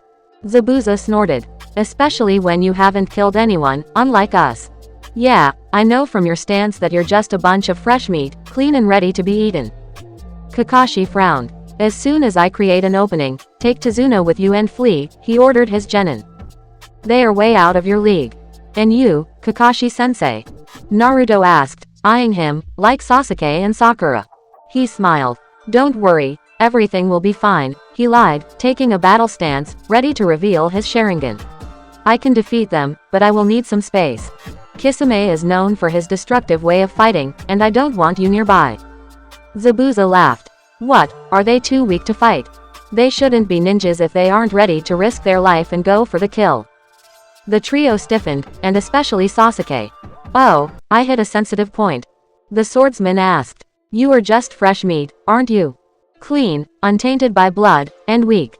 At your age, we already had blood on our hands. You talk too much, Zabuza, Kisame said. We should attack them now, instead of talking about the past. Zabuza seemed to smirk. Well, you're right. Hidden mist jut. Kakashi blinked. Kisame blinked. Everyone blinked, as a long sword almost impaled the swordsman, in the middle of his jutsu. He barely avoided the fatal blow, which pierced the tree he was standing on, grazing the man's skin below his shoulder in the process, before retracting behind the fences. At the same time, someone threw a kunai at Kisami's head. While the man avoided it easily, the weapon exploded in a puff of smoke, and the treacherous ninja ended up getting clawed in the face by an orange creature. What the fuck is that? Kakashi wondered as he saw Zabuza leaping to the ground, Kisame flying onto the lake, and a blonde teenager wearing an orange cape coming out from the fences and attacking the demon of the mist with the Rasengan. Yes. Blood, sweet, red nectar, we want to taste it. More screams. More pain. The orange creature roared, before staring at Team 7. It looked like a monstrous mix between a fox and a man. New praise, awaiting death. And we want them to die. No. A bandaged blonde girl shouted as she emerged from the fences and put herself between the fox and Kakashi's group, who was watching the situation without really understanding what was happening. They are the client's bodyguards. They are the team that Konoha has sent to protect the bridge builder. They are our allies. The enemies are the swordsmen. Yes, they have the same blades as that Amaterasu bastard, the creature muttered. We will take out our nerves on them, and wear their heads as trophies. Good, the blonde girl replied, before staring at Kakashi's team, especially at the bridge builder. Tazuna-san, I presume. Why yes. Your daughter, Tsunami, has enlisted us to protect you, she declared, smiling. We are the Arashi family, at your service. Pleased to meet you all. The Arashi family. Never heard of them, Kakashi though. However, they do seem to have huge reserves of chakra, on par with Sakura, which is disturbing. Kids of their age shouldn't have as much chakra as the Kyuubi's Jinchuriki. Who are you exactly? Mercenaries, the blonde girl said. We are here to protect Tazuna-san.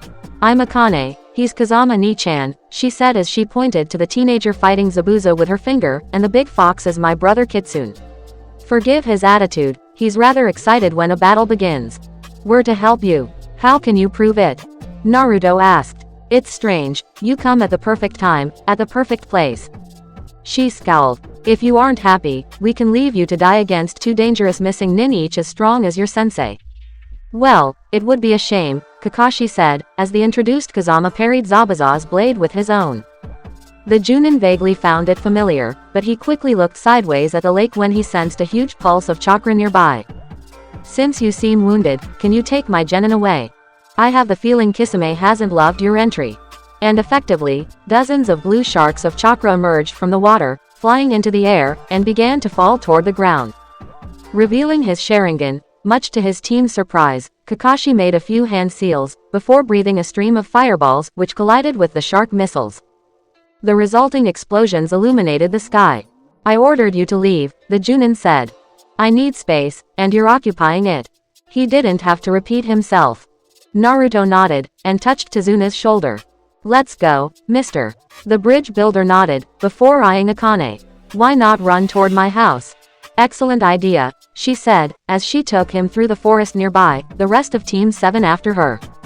Sakura briefly looked at her sensei before leaving. Good luck, sensei. Yeah, please don't die. Naruto shouted as he fled too.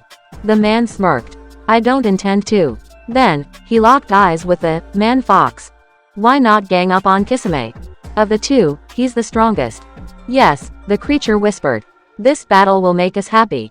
Damn, he's more creepy than Guy. Kakashi thought, as the lake's water transformed into a tsunami, advancing toward them, Kisame surfing atop it. But if he's as strong as my esteemed rival, then I won't bother telling him that out loud. Kazama, the original. Kazama, acting quickly, jumped on the top of a nearest tree, avoiding the wave created by Kisame. Zabuza followed him and tried to behead him with his sword. Bowing slightly, the vessel saved his life, and then tried to ram a Rasengan into the man's chest, who backed down and landed gracefully on the lake's water, which was now covering a large part of the area. Who the fuck are you? The swordsman snarled as he finished a hand seal sequence. Water dragon. A snake of liquid formed from the lake and attacked Kazama. Forming 10 clones, the teenager switched places with one of them, leaving him to be crushed while the rest attacked Zabuza hand to hand. The man destroyed 6 of them with a blindingly fast swing of his massive blade. However, he didn't regain his equilibrium before the survivors' feet and fists connected with his body, sending him flying backward. Kazama Arashi, they all said. Nice to meet you. Never heard of you.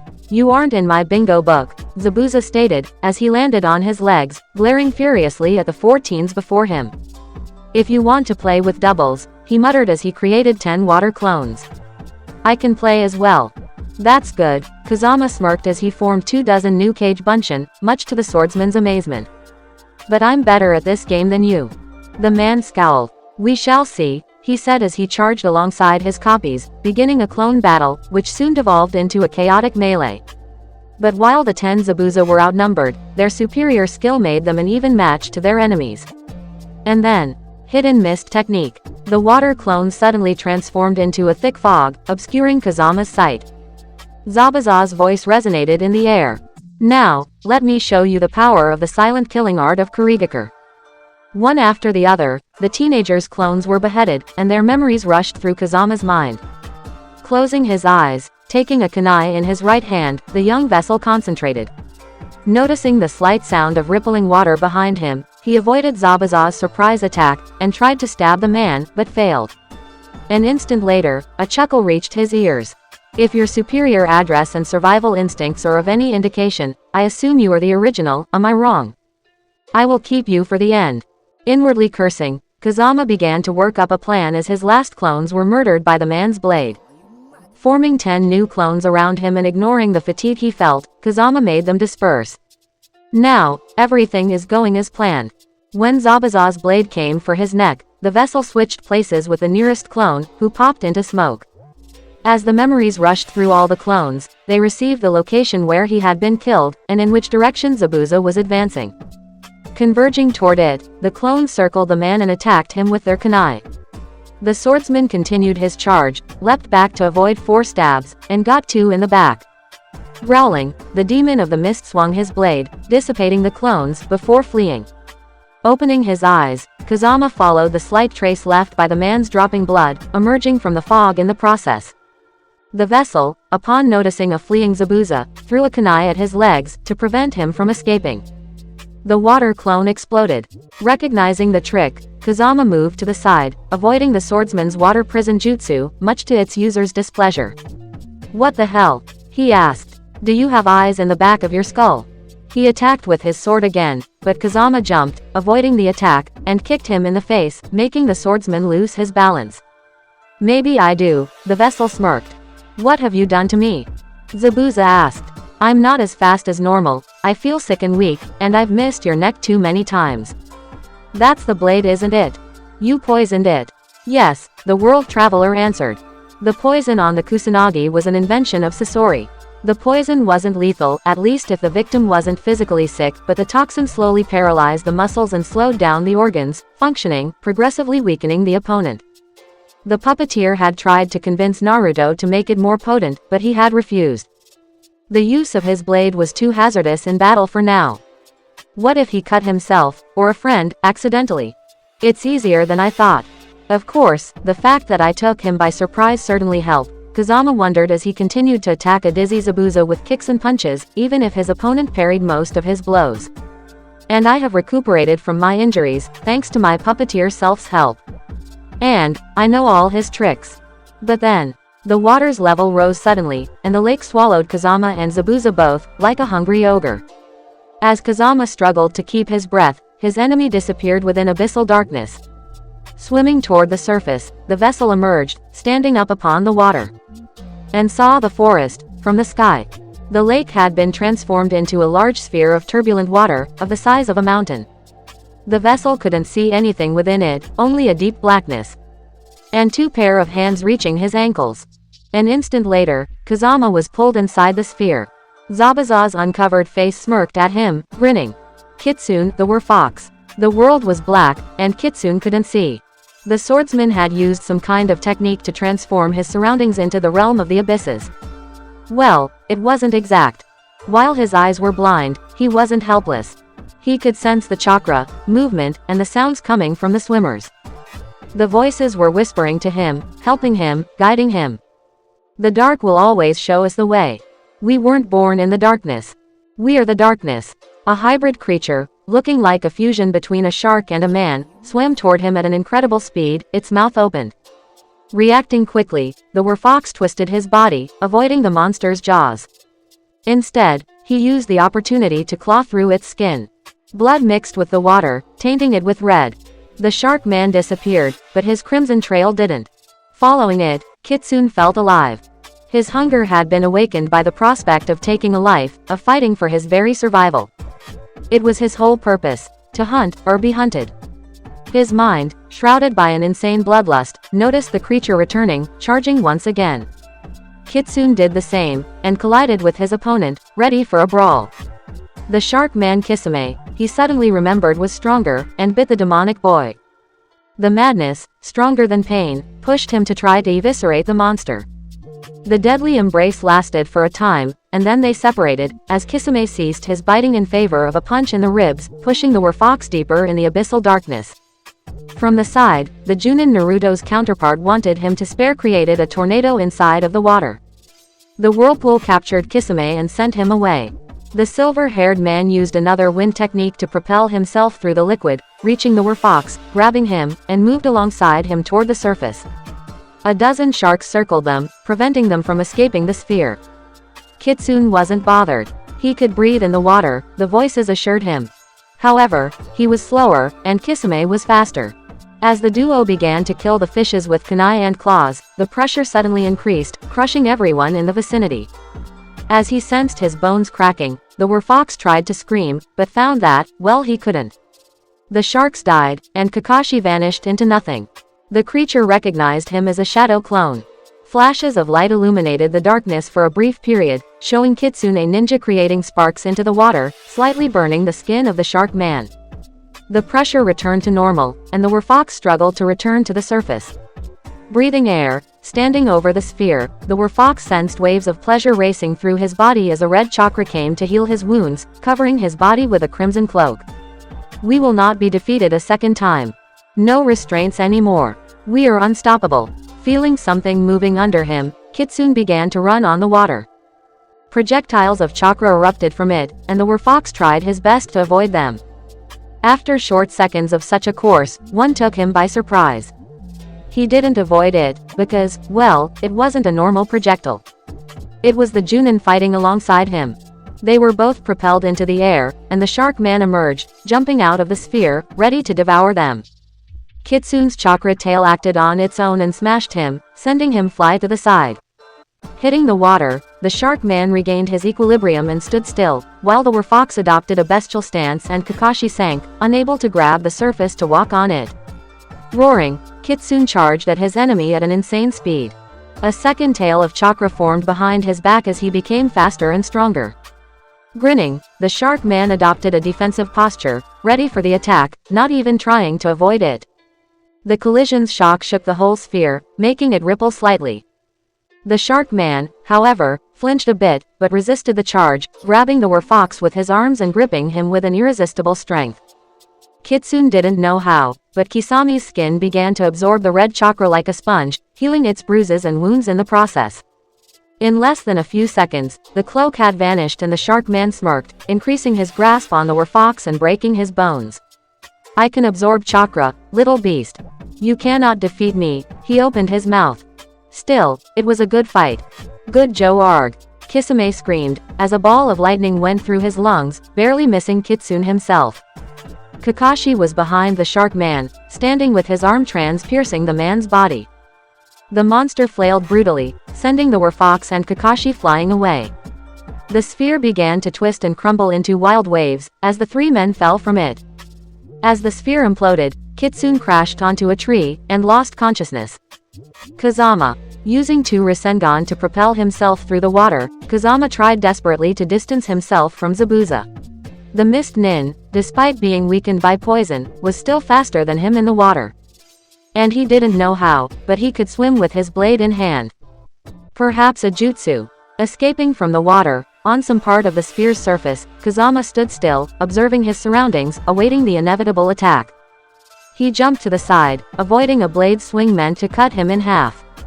Thinking of a solution, Kazama began to run on the water, as a submerged Zabuza pursued him with his blade out of the water, like a shark's aileron. Despite the vessel's best efforts, the missing Nin was closing the distance. With the poison in his body, he most likely isn't able to change his course easily. Turning around, Kazama formed a Rasengan in his right hand. As the sword approached, the vessel avoided it by moving to its left, before ramming the ball into the sword. The resulting explosion sent it flying away, and expulsed Zabuza from the water violently. The man successfully landed on his limbs, and countered with a jutsu. Water release. Shark missile. The sphere's surface transformed into many projectiles, taking the form of carnivorous fishes. They missed, however, as Kazama ran on the side, circling Zabuza and attacking on his side. The missing nin frowned, and engaged him in a taijutsu battle. This time, however, he parried all the blows, and returned with punches and kicks of his own. Kazama cursed as he saw each of his attacks getting countered. Not so easy anymore, no, Mr. Poison. Zabuza chuckled as he stopped Kazama's punch, before giving him a headbutt in the face. Now, I know your attack pattern, he declared as he punched him in the jaw. The dizzied teenager regained his equilibrium, and quickly parried Zabuza's fist. However, the man then opted for a kick to the limbs, which Kazama couldn't avoid. Falling on the water, he felt Zabuza immediately kick him again with full force. Your style is full of flaws. You're like a toad trying to stand on his legs. It's surprising at first, but once you take the time to observe it. He grabbed Kazama, and lifted him above his head, before facing the landscape below the sphere. You know the 8 sensible points? He asked rhetorically. The liver, the lungs, the spine, the clavicle vein, the jugular artery, the brain, the kidney and the heart. Well, I think they're all going to get hit once you will crash on the earth from this hay. Suddenly, the sphere shifted uncontrollably. The missing nin lost his balance, and fell, releasing his grasp on Kazama at the same time. Exploiting this unexpected turn of events, Kazama created a few shadow clones. Reaching one, he used it at a platform to propel himself towards Zabuza. After repeating the same maneuver twice, he finally reached the swordsman, formed a Rasengan and rammed it into the man's chest, who roared out of pain. The two landed on a remnant of the sphere, which was beginning to implode. In less than a second later, they were propelled toward the forest, and crashed violently onto the trees. Kakashi finished his jutsu. Fire release. The great fireball. The fire touched Kisame, burning his skin away. The monstrous shark man roared, before returning to his original form, Samahata in hand. So he confused with his sword, Kakashi thought, as he copied the man's new water projectile with his Sharingan, before using it himself to counter the shark missiles, damaging the trees nearby. They were in the forest, now looking like a bayou, flooded by water and full of mud. Kakashi had difficulty moving quickly, but his enemy was in the same situation. That, and his wounded lungs were crippling his abilities. Kakashi didn't know how someone could survive the Chidori, but Kisame had. His fusion with Samahata was the probable cause of this, but the damage had been done, and he was breathing heavily. The Junin only had to continue to attack, until the missing nin's wounds got the better of him. That was, if he could survive the monster's attacks. Suddenly, two things hit a tree nearby, pulverizing it. Kisame exploited Kakashi's surprise to try to dismember him with a swing of his sword. A quick kawarimi with a nearby branch saved his life, and allowed the man to observe the two newcomers, an unconscious Zabuza and a badly wounded Kazama. You beat my partner? Kisame asked. I can't believe it. I did, the blonde teenager said, as Kakashi helped him stand. He grit his teeth. Then I guess I will have to go all out. He put his hands together. Water release. 1000 Char. A breath of flames burned Kisami's back, along with a rain of kunai and shuriken, interrupting the man's attack and making him scream. A redhead teenager he had never seen and a boy in green were standing behind the missing nin. Sorry for the wait, Mr. Kakashi, he said, but the Arashi family has come to help. It's over, Kisame, Kakashi said, as he prepared a new jutsu, rather happy to have more backup. No, it's not, the wounded man muttered, right before two needles connected with his neck. Kakashi watched the man fall, mesmerized, and two people wearing hunter nin masks with black kimonos appeared out of nowhere. The Samahata disappeared within the water. Sorry to have stolen your kill, the one with white hair said. We were tracking this one for a while. Thanks for having weakened him and his partner, the hunter nin with dark hair said as he put two needles in Zabuza's neck and lifted him. You have Kiri's gratitude. Kakashi frowned. Taking Kisami's pulse, he found it inexistent. He's dead. The redhead scowled, and imitated him, before giving the corpse to the second hunter nin. Thank you for your help, Hunter-san. The man with white hair bowed politely. Goodbye. He disappeared with his partner. Sighing, Kakashi looked at the Arashi, and fainted out of chakra depletion. Chibaku, the puppeteer. So, what are you planning? Chibaku asked his older counterpart and Sasori. I don't know what you're talking about, the teenager answered. He was carrying the gray-haired Junin on his back, and the puppeteer beside him was doing the same with Naruto's insane self. Oh, come on, he yelled. You can't have been blind to that act. True hunter nins would have destroyed Kisame and Zabuza's bodies on the spot, instead of taking them away. They're probably still alive. Of course they are, Sasori stated. I can recognize a false death when I see one. So you did organize this masquerade? The blonde puppeteer shouted accusingly.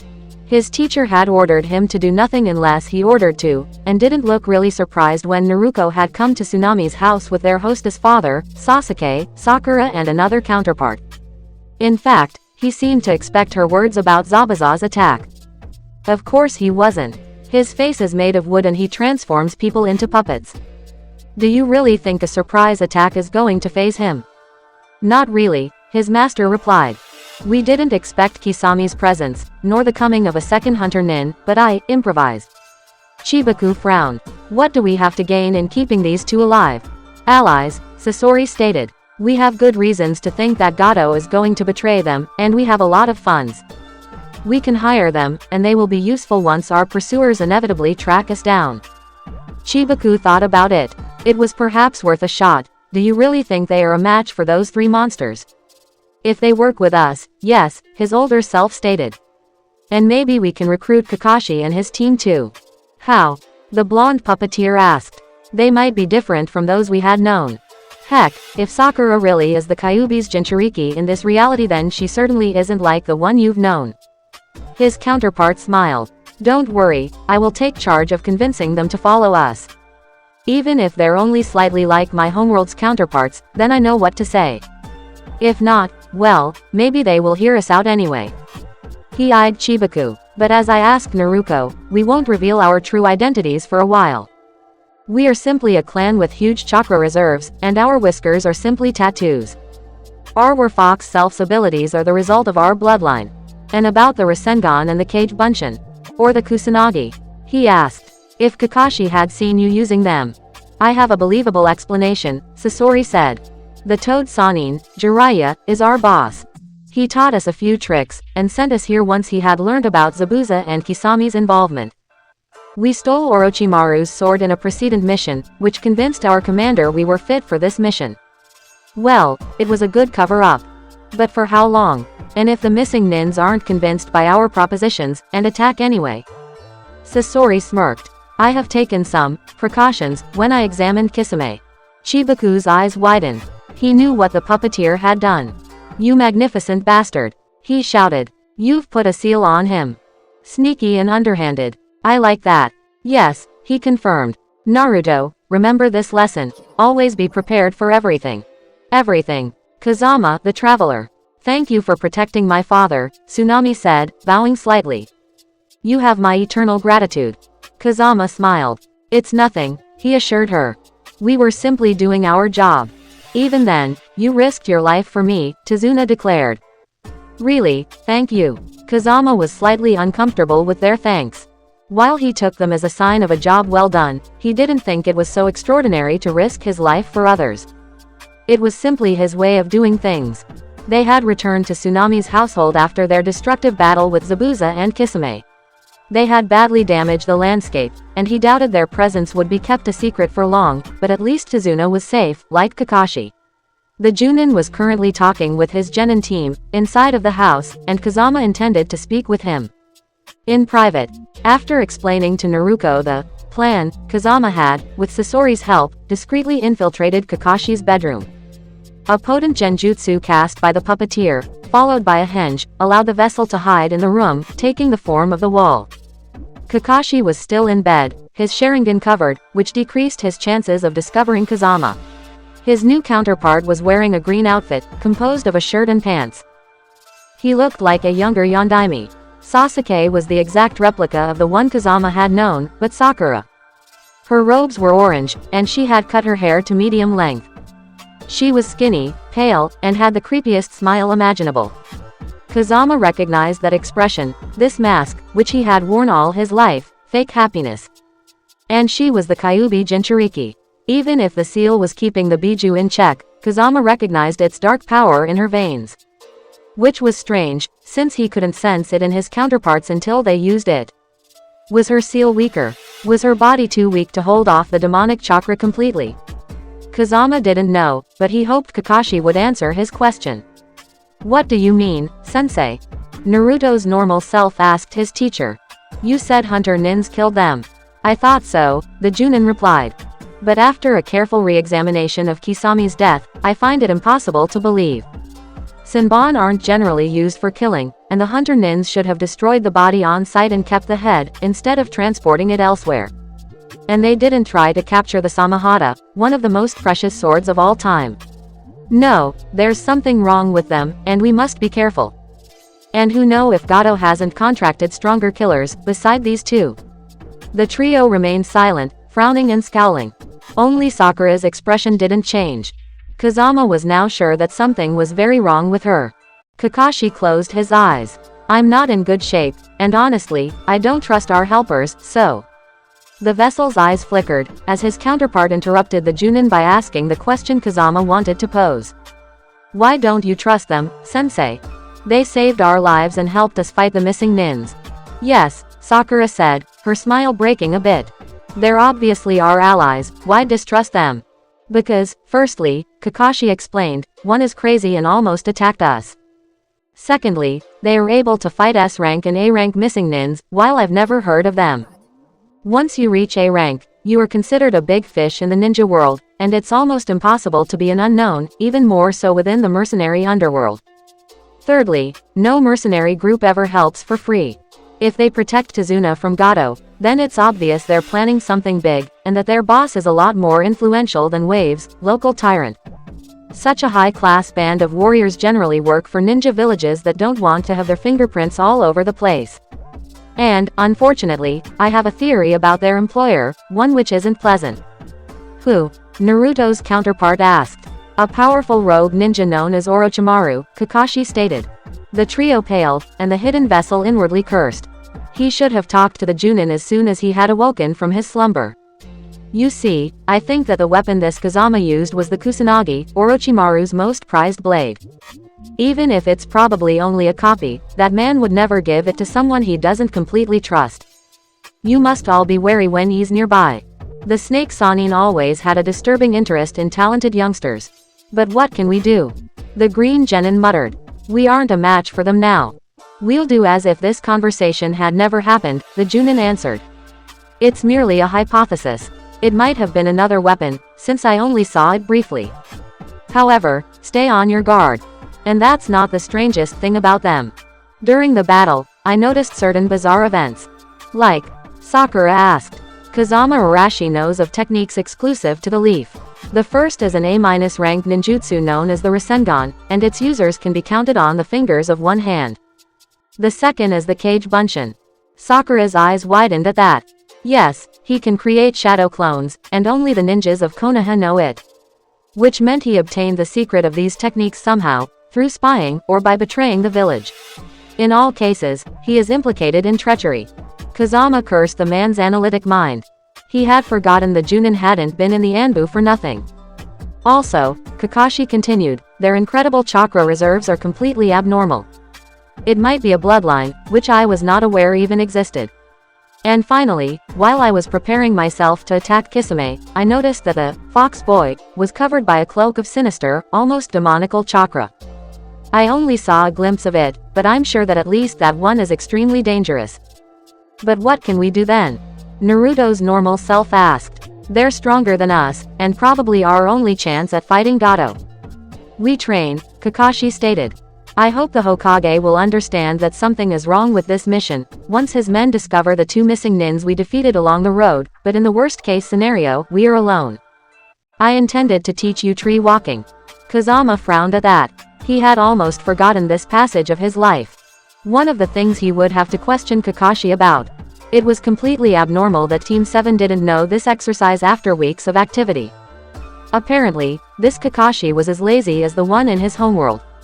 And if the new Naruto's formal demeanor around him was of any indication, he hadn't adopted him either.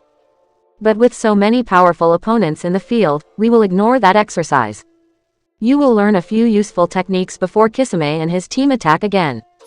Being put in a near-death state is dangerous for the body, and he and his partner will need some time to recover their full strength.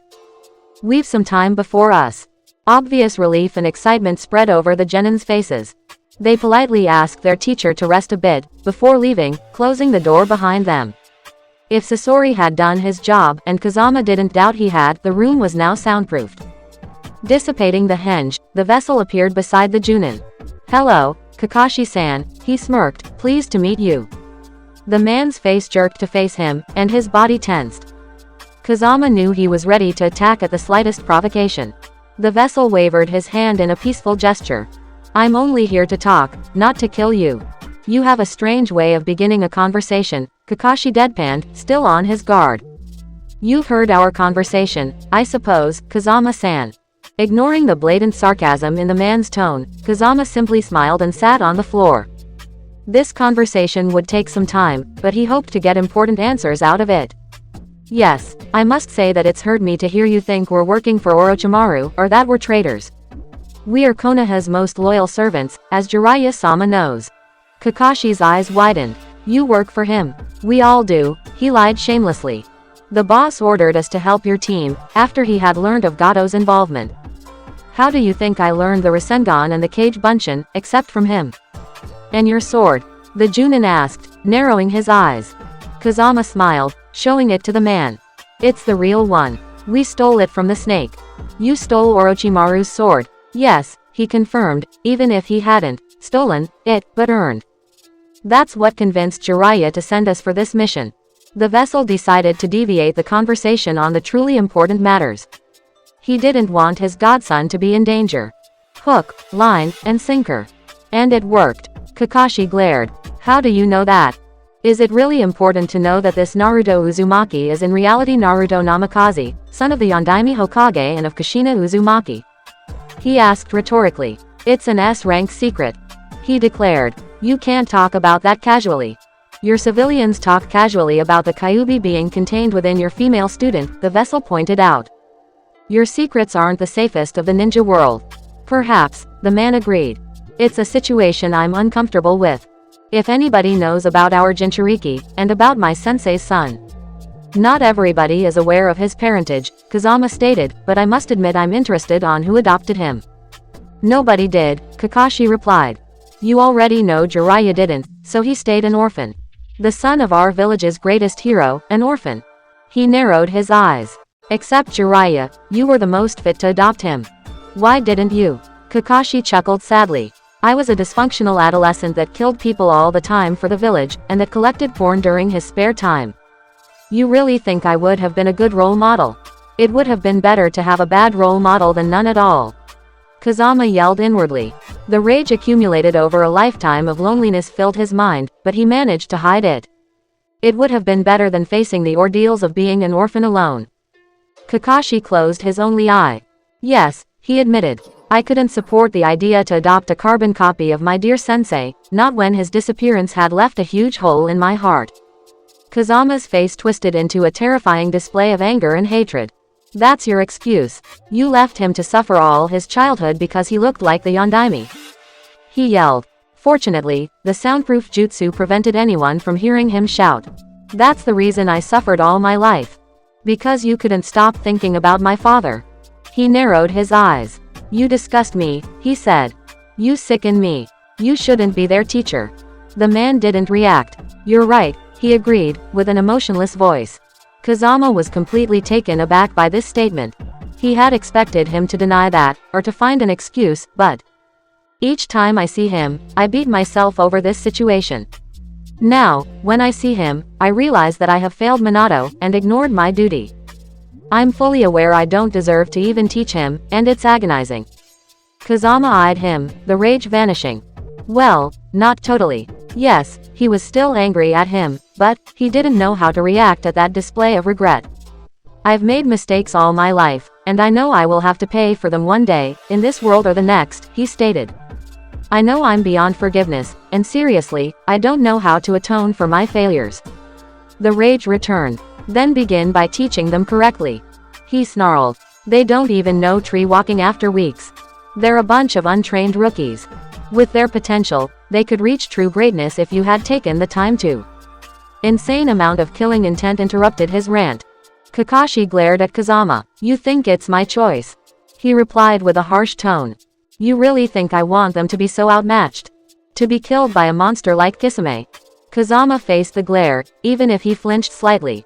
Then who is responsible? Konoha's high command, he answered.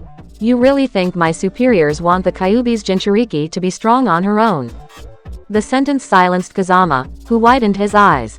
The conspiracy, again. Sakura perhaps, but why not the two others? Kakashi frowned. Because Team 7 won't exist beyond the Chunin exams. It isn't meant to. Kazama frowned. What was he talking about? Explain. Team 7 mustn't pass the new Chunin exams, he declared. They must fail. That's why I'm not authorized to teach them anything beyond the basics. Kazama's jaw dropped. But that doesn't have any advantage. I'm afraid, but there is a few. The next exam will be within Konoha, where Team 7 will be completely protected and out of danger. If they fail during the parts that aren't shown to the public, Konoha's high command will use that as an excuse to remove Uchiha Sasuke and Haruno Sakura from the normal shinobi program. You know what happened to Sasuke's family? Kazama nodded. He's obsessed after killing Itachi, which is a lost cause for the higher-ups. Sasuke possesses the last Sharingan, and is the last hope the village has to resurrect the Uchiha clan. They won't risk him for the sake of his revenge, especially since Sasuke doesn't hold a candle to Itachi, who was an Anbu captain at the same age. After his defeat, Konoha will convince him, I don't want to know how, to stay in the village, where he would be used to breed a new generation of Uchiha. He would never let his revenge go, Kazama pointed out. No words will ever convince him to let Itachi escape his grasp. You think he will have a choice? Kakashi asked. And I doubt our leaders are above brainwashing people. We have already seen that with Root. The mere idea of seeing Sasuke acting like Sai was sickening. He was a human, not an emotionless machine, who could never disobey. That's insane. I know, but I can't do a damn thing about it, the Junin said. I have briefly thought about deserting, but Konoha would never leave us alone.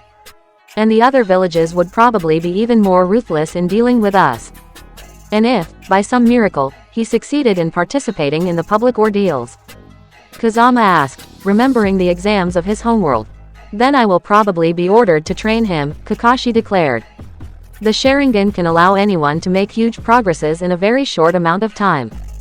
In this case, Sasuke will probably become a Chunin, and the only missions he will receive will be in Konoha itself. I think that Konoha will have Itachi killed, even if I seriously doubt it's possible, and announce it to him. Without his revenge, he will have no other goal but to restore his clan. It's a win-win situation, unless he were to die, but the proctors will probably protect him from anything. Except Orochimaru, he wanted to add. The snake had been the wrench in Konoha's plan, the only variable they hadn't thought of, with disastrous results. And about Sakura? He asked. I don't know, Kakashi said. If the team doesn't pass, then either she'll be removed from the shinobi program, if the Hokage has his way, or else she will be trained as Konoha's weapon. If she overcomes the public ordeals, then I will probably be forbidden from teaching her. She will either lose handily, or pass with the Kyuubi's help. My superiors want to witness the power of the Biju in its full glory. That explained many things, Kazama realized. Why I haven't been trained very much, among other things. And if she does become a Chunin? It's the best scenario, Kakashi said. She will continue her career, unless the most extremists of Konoha's rulers convince the Hokage to make her a weapon, which I doubt they will. Once a ninja becomes a Chunin, only the Hokage can decide their fate, and he always had a soft spot for her.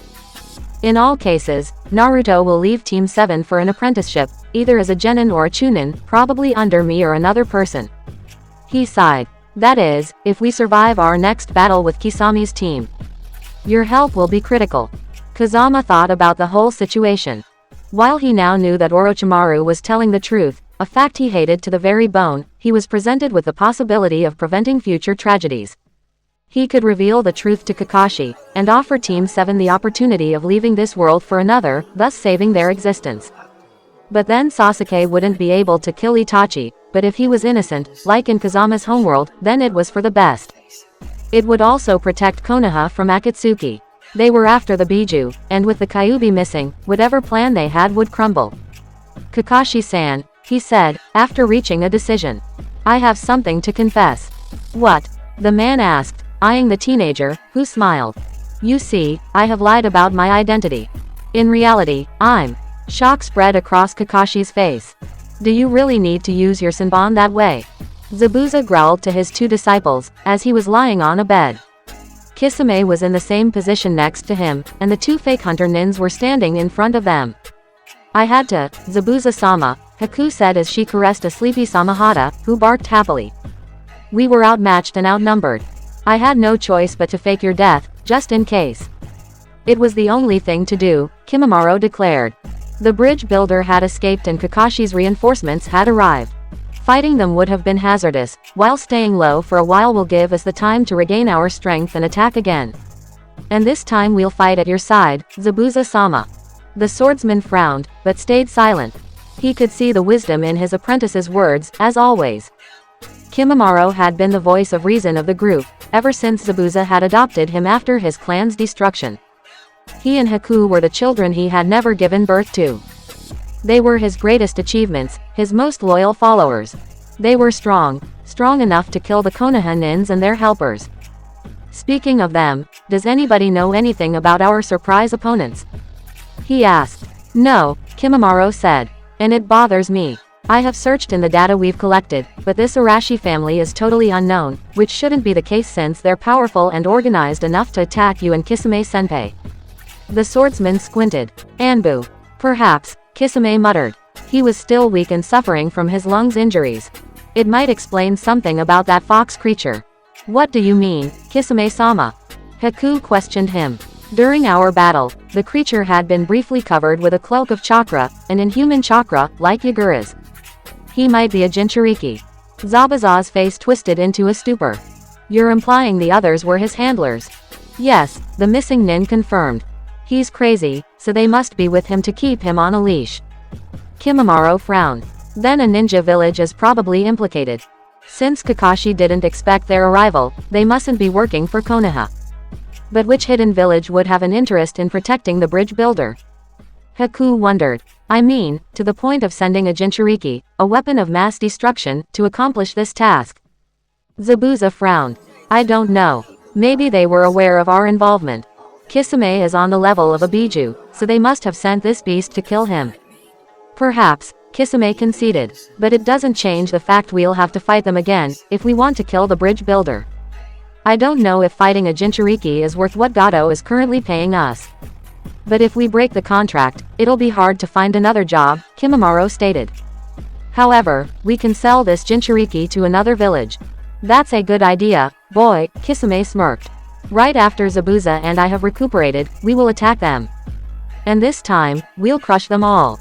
The normal. Okay, Naruto began. Who wants to play ninja poker? Everyone looked at him, and he smiled. He was sitting near a table, with cards in his hand. He stared at the kids present. You know, I'm pretty bored right now, and Kakashi-sensei won't teach us anything for a while. Why not amuse ourselves? They stayed silent. Before the boy in green, Chibaku, sat too. You've got a player. He locked eyes with the girl, Akane. Want to play? Of course, she said, as she imitated him. The duo looked at their brother, Kitsune, who sighed. Why not? It might be amusing. Naruto looked at Sakura and Sasuke. And you? Sure, the girl shouted. The Uchiha only shrugged. I've no time for games. Ninja poker is a special game, Chibaku said. It's also an exercise to gather information. The prodigy raised his eyebrows, and Naruto sighed. The rules are simple. It's like normal poker, except that cheating is allowed and encouraged. The goal is to know what the others have in their hands, and protect what you have, Chibaku explained. Everything short of outright violence or physical extortion is allowed, even theft. It increases your awareness and your ability to notice traps. Sasuke was many things, but an idiot he wasn't. He could recognize the value in such a game, and a thoughtful look formed on his face. Why not? He decided, as he sat. Naruto smirked, and he began to distribute the cards, and noticed Chibaku replacing his own with those he had hidden within his sleeves. So there is at least one professional amongst my enemies. But so am I, Naruto thought as did the same trick. I've the feeling this day is going to be fun. Somewhere in the ocean, air twisted. A tempest formed from nowhere, amongst flashes of lights. 3 men were standing on the water. We are coming for you, world wanderers, Madara thought. Just wait for us. Author. Traveler original Naruto, Kazama Arashi. Female Naruto, Naruko Arashi. Puppeteer Naruto, Chibaku Arashi. Were Fox Naruto, Kitsune Arashi.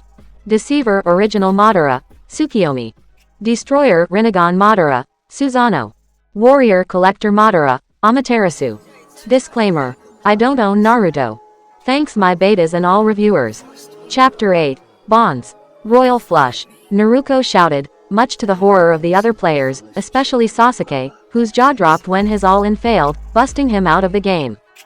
He was following Sakura and Kitsune, leaving only 3 players around the table, all expert players. Well, not really. While Chibaku was an experienced cheater, having learned all the tricks from Sasori, and his newest counterpart was apparently good at the game too, if the slight alteration of his cards was of any indication, Naruto was simply lucky. Insanely lucky. I fold, he said. I fold too, his other self imitated him. What? Again? Naruto questioned. That's the 3rd consecutive time. And that's the 3rd time you can do a royal flush. Well, I don't have a good hand, Chibaku lied through his teeth. In reality, he had 4 of a kind. I only have 2 pairs, the normal, Naruto smiled. And I have the feeling you were on a lucky streak. No, it's not merely luck, the blonde puppeteer thought. 3 royal flushes, 2 4 of a kind, 1 straight flush, that's beyond chance. Either she's a better cheater than the 2 of us, which I doubt, or fate has decided to screw with me today. Somehow, I have the feeling it is the second possibility, the Kyuubi whispered. It is so hard to resist making you cry. After receiving a new hand, Chibaku immediately knew he would have to back down. I fold. Again, Naruto yelled. What's the problem? Are you a coward? I'm a survivalist, he replied. It's not cowardice, it's strategy. She snorted. Yeah, I believe you. All in. Chibaku, and the more cunning members of the audience, stared at the boy in green, as if he had lost his mind, which he probably had. Are you suicidal? The genin smiled at the young puppeteer. What can I say, I'm a gambler. Ah, now there is someone courageous among us. Naruto smirked. Chibaku face-palmed, and closed his eyes. I don't want to see that. But it's going to be funny. He's going to be humiliated, like the Uchiha. Don't be an idiot. Sorry, but since it's me who will lose after him, it will be like watching at a picture of my future. That's the point, moron. I will not see your face, but I want to see his. Commanded by a demonic will, Chibaku opened his eyelids, just in time for the showdown. His other self had a straight flush. Naruto had a royal flush, again. Chibaku had to admit that the face of the blonde genin was indeed priceless, but then the puppeteer noticed the flat lady's evil smirk, as she locked eyes with him. Now, it's between you and me. It's going to suck. Hard, the Kyuubi confirmed, laughing. The traveler, Kazama. Let me get this straight, Kakashi demanded. You're all alternate versions of Naruto and of a powerful missing nin, who jumped through different realities where history changed. Yes. Somehow, 3 alternate versions of Madara Uchiha followed you, and beat the crap out of you, before you successfully teleported away. So you're hiding on this island, training and preparing for them to attack you again. Yes. And you want to recruit Team 7, and Kisami's group to face them. Yes. And you seriously expect them and my group to accept. Yes. There was a long silence. I cannot believe it, Kakashi finally declared. It can't be possible. Kazama smiled. And yet, you do know I'm telling you the truth. Yes, the Junin confirmed, massaging his temples. It explains all the strange crap about your group, and especially the demonic chakra I noticed during our fight against Kisame. He sighed. This is crazy. I know. I scarcely believe it myself, he admitted. But things happened so fast I didn't have much time to think about it. Kakashi stared at him with a strange expression. It was a mix of astonishment, compassion and sadness. You have my congratulations. I would have gone mad if I had been in your place. Thank you, Kakashi-sensei, Kazama said reflexively, which made the man flinch. The world wanderer inwardly cursed himself. I really have to keep my mouth shut. Was I a good teacher? he asked, with a pained look. The vessel hesitated to reveal the truth, but then Kakashi closed his eyes. Your silence tells everything, he stated. How bad was I? As incompetent as you are now, the teenager said bluntly, which made the man's facial expression worsen. But since Kisame wasn't working with Zabuza in my homeworld, you only taught us tree climbing. Or at least you only taught me this, since you personally trained Sasuke. The Junin looked as if he was facing death. I never wanted this. Kazama inwardly cringed. He had the feeling one more bad word would send the man into depression. It was time to cheer him up a bit. I know, and you're not fully responsible for what happened. The people who forced you to act like that were and still are. But if I had been more courageous, or more inventive, he trailed off. We would have been removed from your care, and things might have been even worse, the vessel countered. As much as I loathe to admit it, events couldn't have happened otherwise. The Junin chuckled. Perhaps in another universe, then. Maybe, the vessel agreed. Why not witness it together? Kakashi didn't answer the question immediately, and stayed immobile, probably considering the proposition. Then, he seemed to reach a decision. After we put an end to Gato's tyranny, I will explain the situation to my team. Team 7 will come to an agreement as a group. If we accept, we will solve some of the still existing problems, like Itachi. About it, Kazama said, I would want you to give me some precise facts. I don't know anything beyond the fact that he butchered his clan. If it is what you desire to know, the Junin cut in. If you want explanations, you will have to meet the Sandaime. The vessel nodded. Perhaps we will. He locked eyes with Kakashi. Now, a more pressing subject. How did Sakura end up with the Kyuubi? Kakashi raised an eyebrow at him. I have no idea about what to say. The Kyuubi attacked our Konoha, like in your world. Why the Yondaime sealed it within Sakura, and not inside your belly? Many answers are possible to this question. Perhaps she was the closest child, perhaps the beast fought differently, I can't answer your interrogations. Kazama sighed. The man wasn't very helpful, for now, at least. Is my counterpart aware of his origins? He hasn't learned about the Yondaime yet, but he does know he is related to the Uzumaki clan. Kakashi chuckled. It was hard to hide it, once his special chakra began to manifest itself. This caught the demon Cantainer's full attention. He has the special chakra. It's in its early stages of development, but yeah, he has it. It was to be expected, Kazama thought. Without a demon sealed within his belly, screwing around with his chakra, his gift must have formed naturally. I'm happy for him, the teenager declared. Can he learn ninjutsu quickly? Yes, Kakashi nodded. Intensive training should awaken Sasuke's Sharingan, and Sakura's shadow clones are an incredible learning tool. With a few team sessions, the trio should be of low Chunin level within the next 3 days. Not enough to fight neither Zabuza nor Kisame, but my students should be able to defend themselves against their apprentices. If everything goes along with our plan, then there won't be a fight at all, in the best case, the vessel said reassuringly. But better to be prepared than to be killed. The negotiations might end badly. You have no idea of how many times I've seen an advantageous situation going straight to hell, the Junin stated. No plan survives its contact with the enemy. Kazama nodded in agreement, before locking eyes with the man. I have one last question. Please, tell it. How were my parents? Silence installed itself within the room, and Kakashi did not move for a moment.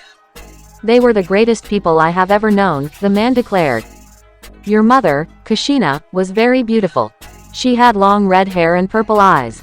She was very kind, if a bit hyperactive. Loyal to her friends, and ready to sacrifice her life for her loved ones. She was one of the strongest kunoichi I have ever seen, and probably the greatest seal master of all times. She was feared as the Red Menace of Konoha. He smiled. Your father, Minato, was my teacher. He was a charismatic and level-headed leader, and a good man. He was feared at the Yellow Flash of Konoha, and the strongest ninja to have ever lived. You look a lot like him, but you have your mother's face. He was handsome, with a lot of fangirls. Dozens of women cried when he began to date Kushina. His expression was nostalgic. They were heroes, in all the senses of the term. I can tell you 1,000 stories about them, but none is as glorious as they were. You can be proud of your parentage. The demon vessel closed his eyes, imagining himself in their arms. Thank for your answers, Kazama said, before rising up. Our teammates are probably wondering what the hell we're doing. He gave his old teacher a hand. Want to come? With joy, the man replied as he shook hand with the vessel, like two accomplices formalizing their alliance. Once the duo reached the salon, they found a very strange scene. 5 children were pale, and looking at 5 cards on a table. Naruto was grinning widely, and maliciously touching a large sum of money, much to the despair of the others. Chibaku especially looked downright depressed. Okay, Kakashi muttered. What happened? Nothing, 5 of them answered, while Naruto's smile only widened. Nothing at all. The Ice Princess, Haku. What do you mean, your masters aren't ready to receive me? Gato snarled. I am your boss. Zabuza-sama's orders are clear, Haku said to the little businessman and his bodyguards. He is occupied, and Kisame-sama too. They were resting behind the door, and did not want to be disturbed. Especially by an arrogant dwarf and his cronies. The man frowned. I don't give a damn about their wishes.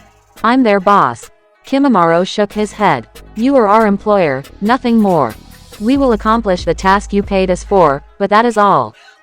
Gato glared at them. You didn't. The bridge builder is still alive, and the trashes you call masters have fled with their tail bet. A strong hand interrupted the midget's rant, by grabbing his throat. Kimimaro effortlessly lifted him in the air, with an emotionless look on his face. It had happened so fast that the 2 thugs behind the businessman were still under the effect of surprise. I won't let an inferior vermin like you insult our teachers, the Kagaya declared. Have I made myself clear? Waves, Tyrant was pissing himself. Kill th. A second later, his bodyguards were transformed into 2 statues of ice by a quick jutsu from Haku. Gato paled even more. If you do not want to be transformed into a snowman, she declared with a cold tone, you will have to apologize. The dwarf locked eyes with her, his rage overwhelming his fear. My men will inform Kiri of your location if I'm not back to my base within the hour. And? Haku asked, completely unfazed. The village is in the middle of a civil war, right now. Our presence here is the last thing they care about. You will have to find a better threat. Kimimaro smirked. You know, an hour is enough to make you lose a few limbs, a minute will suffice, in fact. 4 horns of bones formed on his head, giving him a demonic look. So apologize. I'm sorry. The coward shouted. I'm truly sorry. The Kagaya dropped him on the floor. Much better. The businessman got up and escaped at full speed. He runs rather fast for his height, Haku noticed. Kimimaro chuckled. If he tries to menace us again, his speed won't matter at all. The traveler, Kazama. In the forest near Tsunami's home, Kazama eyed his gathered counterparts, minus Kakashi's student, who had left to train with his teacher, much to the teenager's pleasure. Sasori was with them, standing under a tree, and his werfox self had new, clean clothes, offered by Tazuna. It was only a white shirt and black boxers, but the boy had been happy to receive a gift. Before we begin this lesson, the oldest Naruto announced, I want to know what you know about your family. The crowd did not respond immediately. The teenager sighed. Just as I expected, they are still in the dark. My parents were 2 ninjas whom I do not know anything about, beyond that they sacrificed themselves during the Kyuubi's attack, Naruto answered, breaking the awkward silence. At least, that's what Sandaime Gigi told me when I tried to learn who they were. My parents were a beggar and a whore, who got rid of me at the first chance they had, Kitsune said, scowling. That's the response I have always got when I ask the question. Kazama eyed him with seriousness. What kind of sick people had been vicious enough to tell that to a child? It's completely wrong. Yeah, Naruto cheered him up. Don't believe these lies. I'm sure they loved you, but died during the Kyuubi's attack, like mine. The boy seemed relieved, as if he had been freed of chains he had thought unbreakable. Thanks. Don't. She shouted. After all the horrors you suffered in your life, you deserve to feel happy. He reddened a bit. Well, let me thank you anyway. Anyway, Chibaku cut in. My parents, too, were ninjas who died during the Kyuubi's attack, so it might be an universal fact. I don't know about my dad, but mom's name was Kushina Uzumaki, and she was related to the famous Uzumaki clan. Kazama nodded. Kushina Uzumaki was our mother, to us all. She was effectively a member of the Uzumaki clan, the rulers of the land of Whirlpool. Unfortunately, another nation destroyed them, and most of their knowledge. During my travels, Sasori continued the explanation. I recuperated some of the last scrolls created by this clan, containing information on their techniques. I intended to keep them for later, but the Uchiha trio came, his apprentice guessed. Yes, Kazama nodded. They're far too strong for us as we are now. They underestimated us last time, they allowed their pride to take over their reason, but I doubt they will make the same mistake next time. He showed them the scrolls, and put them on the ground. The group gathered around them to observe these artifacts more closely. So we're going to train intensively. How can we surpass 3 cage level ninjas within a few days? His puppeteer counterpart asked. Not to sound pessimistic, but we have a lot to learn in a very short time. You're right, the teenager conceded. But we have the cage bunshin to correct that. Naruto and your other counterpart already know it, and I have explained the technique to Sasori a short while ago. He will teach it to you, my puppeteer me. But why will it help us? Naruto asked. Solid clones are helpful, and they make good adversaries for spars, but beyond that. Kazama smiled. The cage bunshin was originally a spying tool, because of one of its main features. Each time a shadow clone is dissipated, its memories return to the original. If 1,000 clones practice 100 jutsu during a whole week, you will absorb all their knowledge and experience. This is fantastic. His female self jumped on place. With our chakra reserves, just imagine how many clones we can make. Chibaku nodded in understanding. It will be an amazing shortcut. The teenager nodded, before locking eyes with Kitsune. Since you have some difficulties with the technique, I will teach you first some exercises to increase your chakra control. The boy nodded silently. And now, let's open the scrolls, Kazama declared. I only read a small part of the White Tiger, and only about some wind techniques. They all focused on the paper, once the vessel's chakra revealed the words on the paper. Kazama began to read out loud the beginning of the blue one. The azure dragon is the bringer of the spring, that ends the winter to give life to the flowers. It is the one that protects the east, the keeper of the forests. To follow the azure dragon, is to follow the path of precision. He who commands the lightning must be fast and deadly, and strike to kill. The thunder doesn't announce where it will attack, but its judgment is absolute, and death always the punishment of he who defies the storm. The azure dragon is the master of energy. The azure dragon is powerful, but its judgment extreme. It kills but does not spare. The azure dragon mustn't use its power until its opponent is beyond salvation. If it wants to let its enemy lives for another day, the azure dragon redirects the energy of the adversary against him, preserving its own forces for the killing blow. The azure dragon believes in power above all else. It is the king of all kings, the one that no one should defy without being prepared to pay the ultimate price. Only those who are ready to be killed should have the right to take a life. Power is the essence of lightning, the sword of heaven. The azure dragon knows power is ephemeral and respects those who want to use it to achieve their vision, but loathes those who seek it for its own sake. He who follows the azure dragon seeks to live through fear, fear of its power and its judgment. He who follows the azure dragon knows the terror of the people is what keep their greed in check, and they act only when their pride overrules their prudence. He whose rages are rare but deadly will prevent 1,000 battles, because his enemies will not attack him, and leave him in peace. What is this gibberish? Naruto asked. I don't understand how this crap is supposed to help us train. On the contrary, I think it is important to listen, the blonde puppeteer said. This prologue gives us a philosophy and wisdom. Exactly, Sasori stated. The Uzumaki had 5 different schools of warriors, 5 branches, that each followed a particular way of life. They conceived things like war, peace, and power differently. Also, I noticed the premises of a fighting style within this text. A style that redirects the opponent's energy against him, and that is focused on precise, deadly blows. Kitsune asked. Yes, he confirmed, before facing the teenager. Please, continue to read, Kazama-san. He obeyed, and took the red scroll. The vermilion bird is the bringer of the summer, that ends the spring to make the flowers grow beyond birth. It is the one that protects the south, the keeper of the skies. To follow the vermilion bird is to follow the path of destruction. He who commands the fire must be powerful and remorseless, and hit to wound. The blaze doesn't fight, it consumes everything on its path, and its hunger is only satisfied once the whole world is devoured. The vermilion bird is the master of strength. The vermilion bird strikes to harm, and its advance cannot be stopped. The vermilion bird must break its opponent with strong and vicious blows. If it wants to protect itself, the vermilion bird counters strength with strength, and transforms the offense into defense, making attack the best of all shields. The vermilion bird believes in will above all else.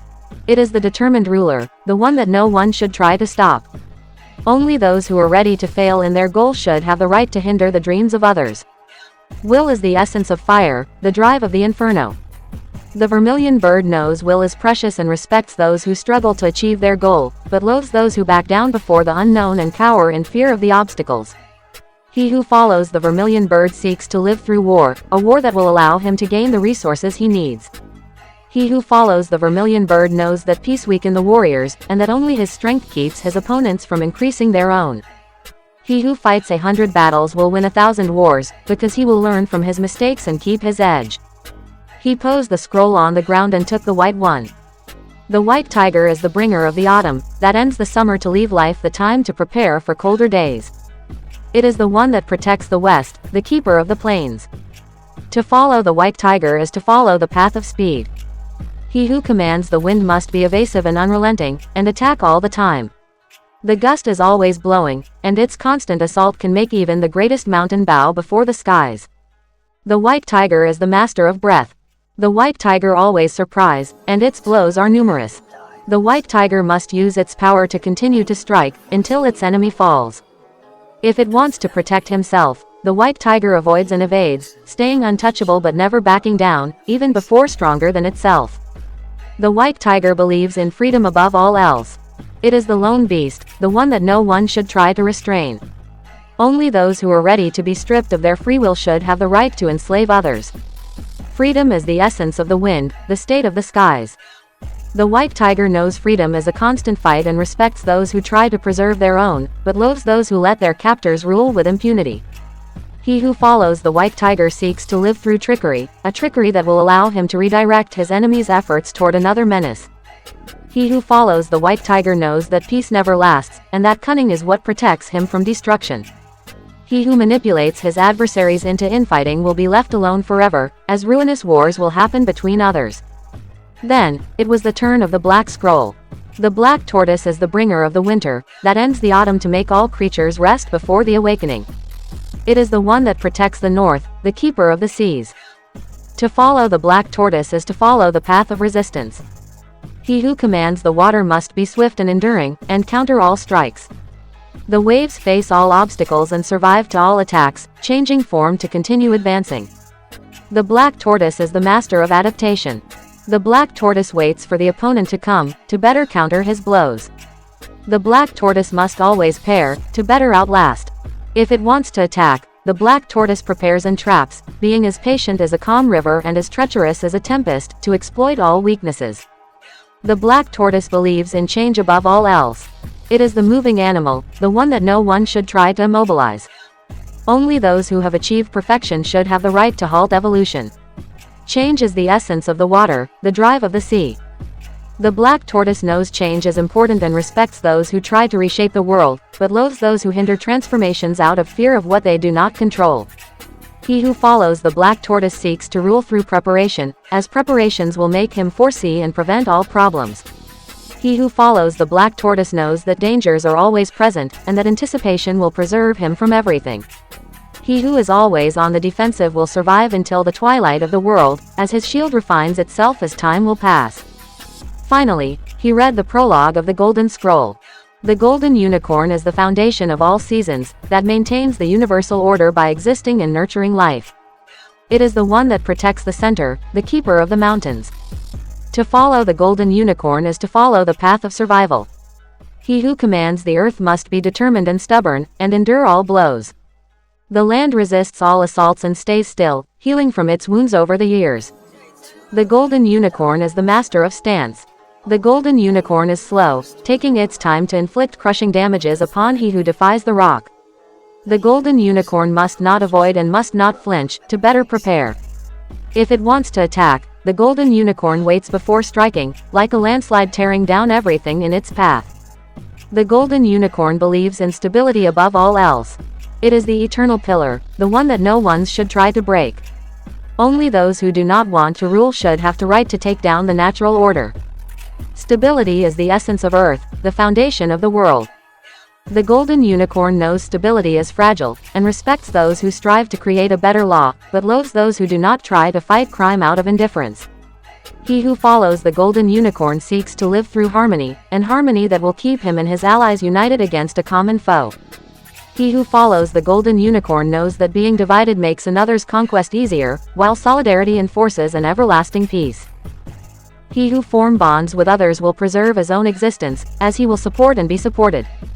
Kazama posed it. The rest of the scrolls is organized the same way. A taijutsu section, a ninjutsu section, a genjutsu section, a fuinjutsu section, a specialized section, unique to each scroll, and a coded version which I haven't been able to decipher yet, he added inwardly.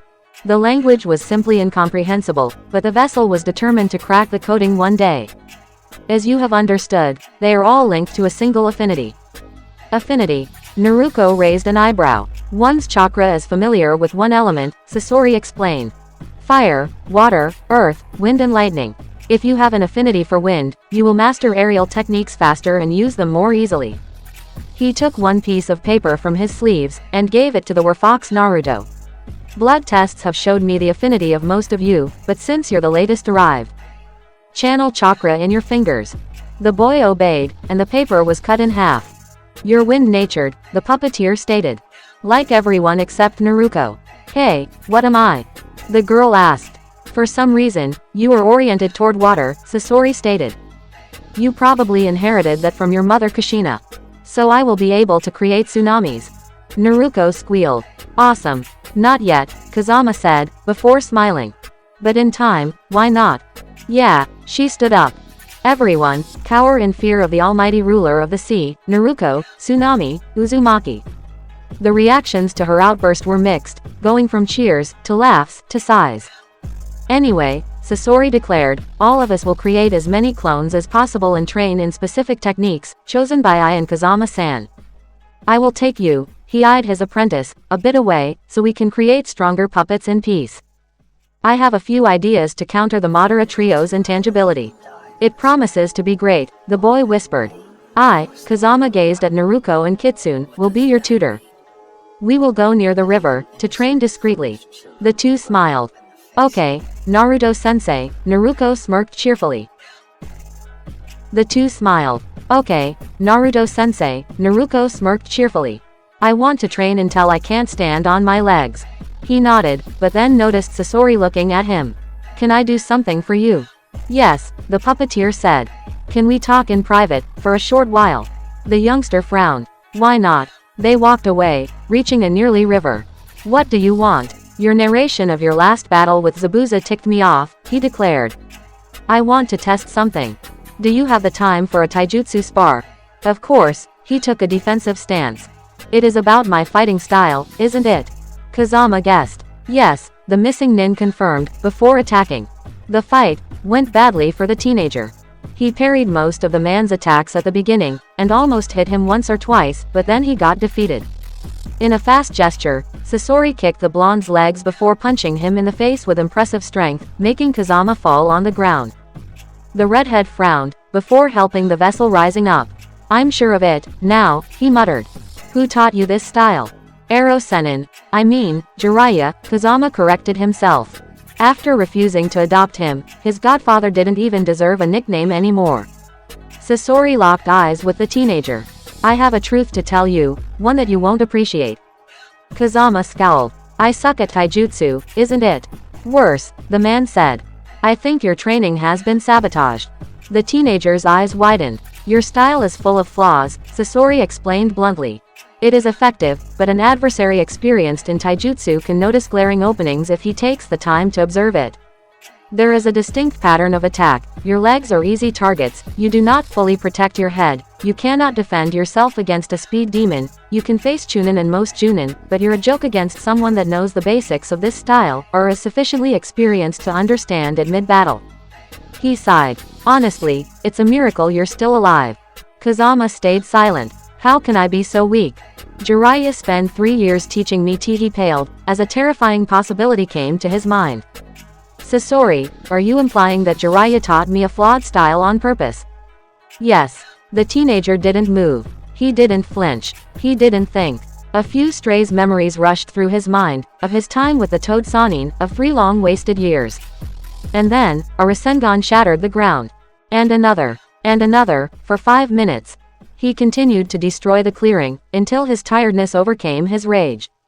The vessel was standing in the middle of a crater, Sasori gazing at him without showing any emotion. The puppeteer had stayed silent during the whole tantrum. Having calmed himself, the teenager remembered the words within the blue scroll. He who commands the lightning must be fast and deadly, and strike to kill, he muttered. Sasori. Yes, as soon as we can, we will find Jiraiya. The teenager's eyes were filled with hatred. I will talk to him. And he will need a good excuse. Sakura. Sasuke's Sharingan activated, allowing him to avoid all of Naruto's kunai. The Uchiha's counterattack was a lot more violent. Fire release. Dragon's breath. The boy unleashed a cone of fire from his mouth. His adversary put his hands together. Wind release. Aerial wall. A strong draft circled him, deflecting the fire on his sides and shielding him from the heat. Very good. Their teacher praised them, while Sakura and her clones clapped their hands. It was the 5th match today, and the constant threat of injury had finally awakened Sasuke's bloodline, much to his pleasure. In fact, he had never seemed as happy as he was today. Now, the next match, Sakura and Naruto, ninjutsu only. Sasuke retired beside Kakashi, and the girl took his place. Her clones exploded in a puff of smoke, and their memories were immediately assimilated by the original. They had practiced the techniques Kakashi-sensei had taught her the entire day. They were only 2, but were versatile and hard to perform for a debutante. The SCATM, aka Shadow Clone Advanced Training Method, was truly efficient and a formidable shortcut. The cursed fox had least one advantage. Naruto slightly bowed before her. Let's make this battle memorable, Sakura-chan. She smiled. I intend to, Naruto-kun. It was perhaps the time to impress her crush. The girl had never mustered the courage to ask the blonde out, but with the current situation, she had the feeling she would soon. I won't go easy on you, he said. I know. A fact she secretly hated. Sakura had hoped Naruto would be a bit more gentleman-like with her. Begin. Kakashi shouted. Wind release. Violent wind palm. The blonde boy clapped his hands together, and a powerful gale blew toward Sakura. Water release. Tornado of water. A spinning vortex of liquid, formed from the water her clones had gathered in a gourd, shielded her from the wind. The girl struggled to maintain the protection until the wind ceased to menace her, but Naruto fortunately ended his attack before her defense could crumble. She decided to attack. Water release. Violent water wave. Water gushed out from the girl's mouth like a waterfall toward Naruto. Wind release. Beast-tearing palm. Summoning chakra in his right hand, the blonde swung his arm. A wave of air sliced the jet of water, but did not reach Sakura. Naruto gritted his teeth. Not strong enough. Yet, Kakashi said. You still lack in speed. By repeating the same moves again and again, your wind will soon be able to cut everything, even rock. Well, at least it didn't cut me in half. Sakura shouted. How was I, Kakashi-sensei? She asked him, even thought the real target of the question was Naruto. Very good. He smiled. Your progress is impressive. At this rate, I'm going to teach you AB-ranked ninjutsu within the next days. She jumped on place. I'm the best. Anyway, her sensei declared. It's almost night. We stop for today. Tomorrow, we will practice these techniques again, until you're able to use them to their full potential. The students nodded, and began to walk on the way of Tezuna's house. Naruto approached her, and she did her best to maintain a confident facade. You were great, Sakura-chan, he declared, smiling. Way better than me. She smirked. Thank you. You were good too. Damn, that was lame. She had to ask him out. Not as much as you, he said. I must say that at first, I thought you would simply be a dead weight, but now, we're going to be a great team. Her blood froze, but she managed to hide it. Her crush had considered her a dropout. It was only now that he viewed her as competent. And his next words, she was simply a teammate for him. Sakura forced herself to smile, this smile her mother taught her to present every time she was unhappy. You see, I'm going to be the first female Hokage ever. You will have to defeat me first. He shouted amicably. From now on, we're rival for the title. Yes, rivals, the girl thought. Not friends. Her mother's last words filled her mind. Who would love a monster? The girl, Naruto. She got her wish. Naruto's clones vanished, and she attacked. Water release. Snake's mouth. She transformed the water from the nearly river into a liquid snake, which tried to bite Naruto-sensei, who only moved his hands.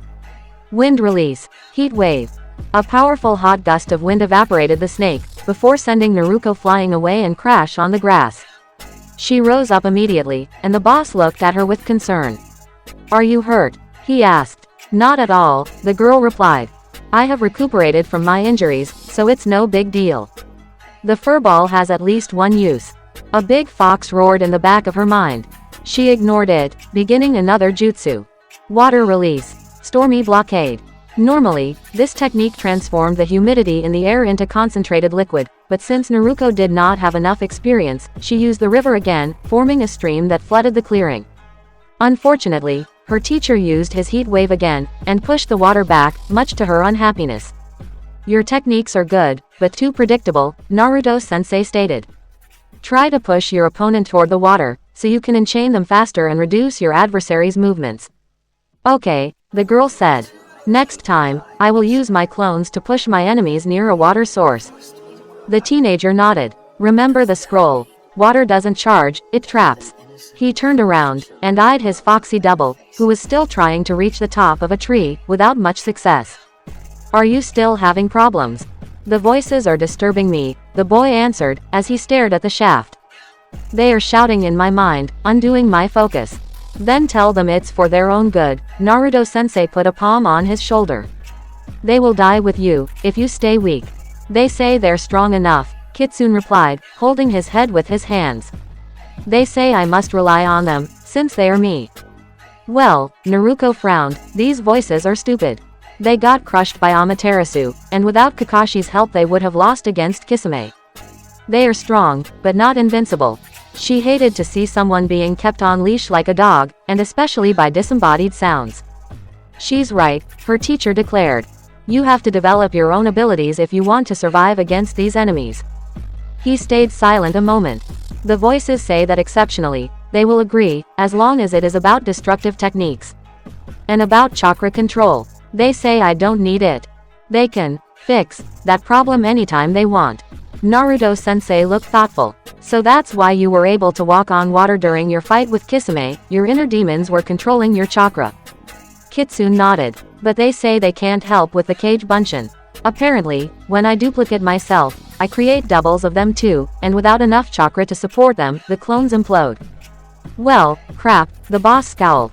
Since your War Fox is strong on his own, why not teach you a few jutsu that could be used with it too? Like fire and wind techniques. So many options. Why not wait for tomorrow? His male student asked. The night is near. Ah, he trailed off, before observing the sky. You're unfortunately right. We'll continue the next day. The puppeteer, Chibaku. How was your training today? Kazama asked him, as soon as they entered the house. It was terrifying, the blonde puppeteer finally answered, and Sasori smirked, the creepy bastard. They had gone on a search of material, aka hunting human beings to transform them into living puppets. Gato's thugs, mostly, the sort of guys nobody was going to miss. Chibaku had done that many times, so it was something habitual. But this one day, Sasori had forced him to help with the procedure. Trying to dispel the disturbing memories of the last instance of these poor brigands, the boy decided to drop the subject. And yours? Useful, the teenager declared. First of all, we've all begun to practice some techniques, 2 from each scroll, and I have begun to practice the Azure Dragon's taijutsu style. The blonde puppeteer briefly noticed a glint of scorn within Kazama's eyes. I think that our accelerated training will allow us to master these jutsu within the 3 days before Kisami's team assault the bridge. Good, Sasori stated. Our counter to the Madara trio's intangibility will also be finished quickly. However, it's still a prototype, so I can't affirm it will work.